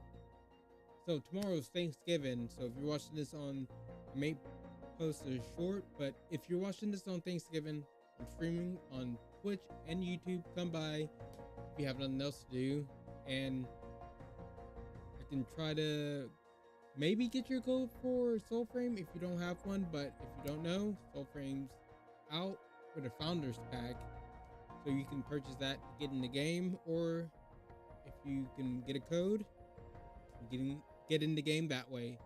So yeah, I'm gonna be playing Warframe today, tomorrow, Thursday, Thanksgiving Day. So come by. I would appreciate it. But anyways, I'll see you next time.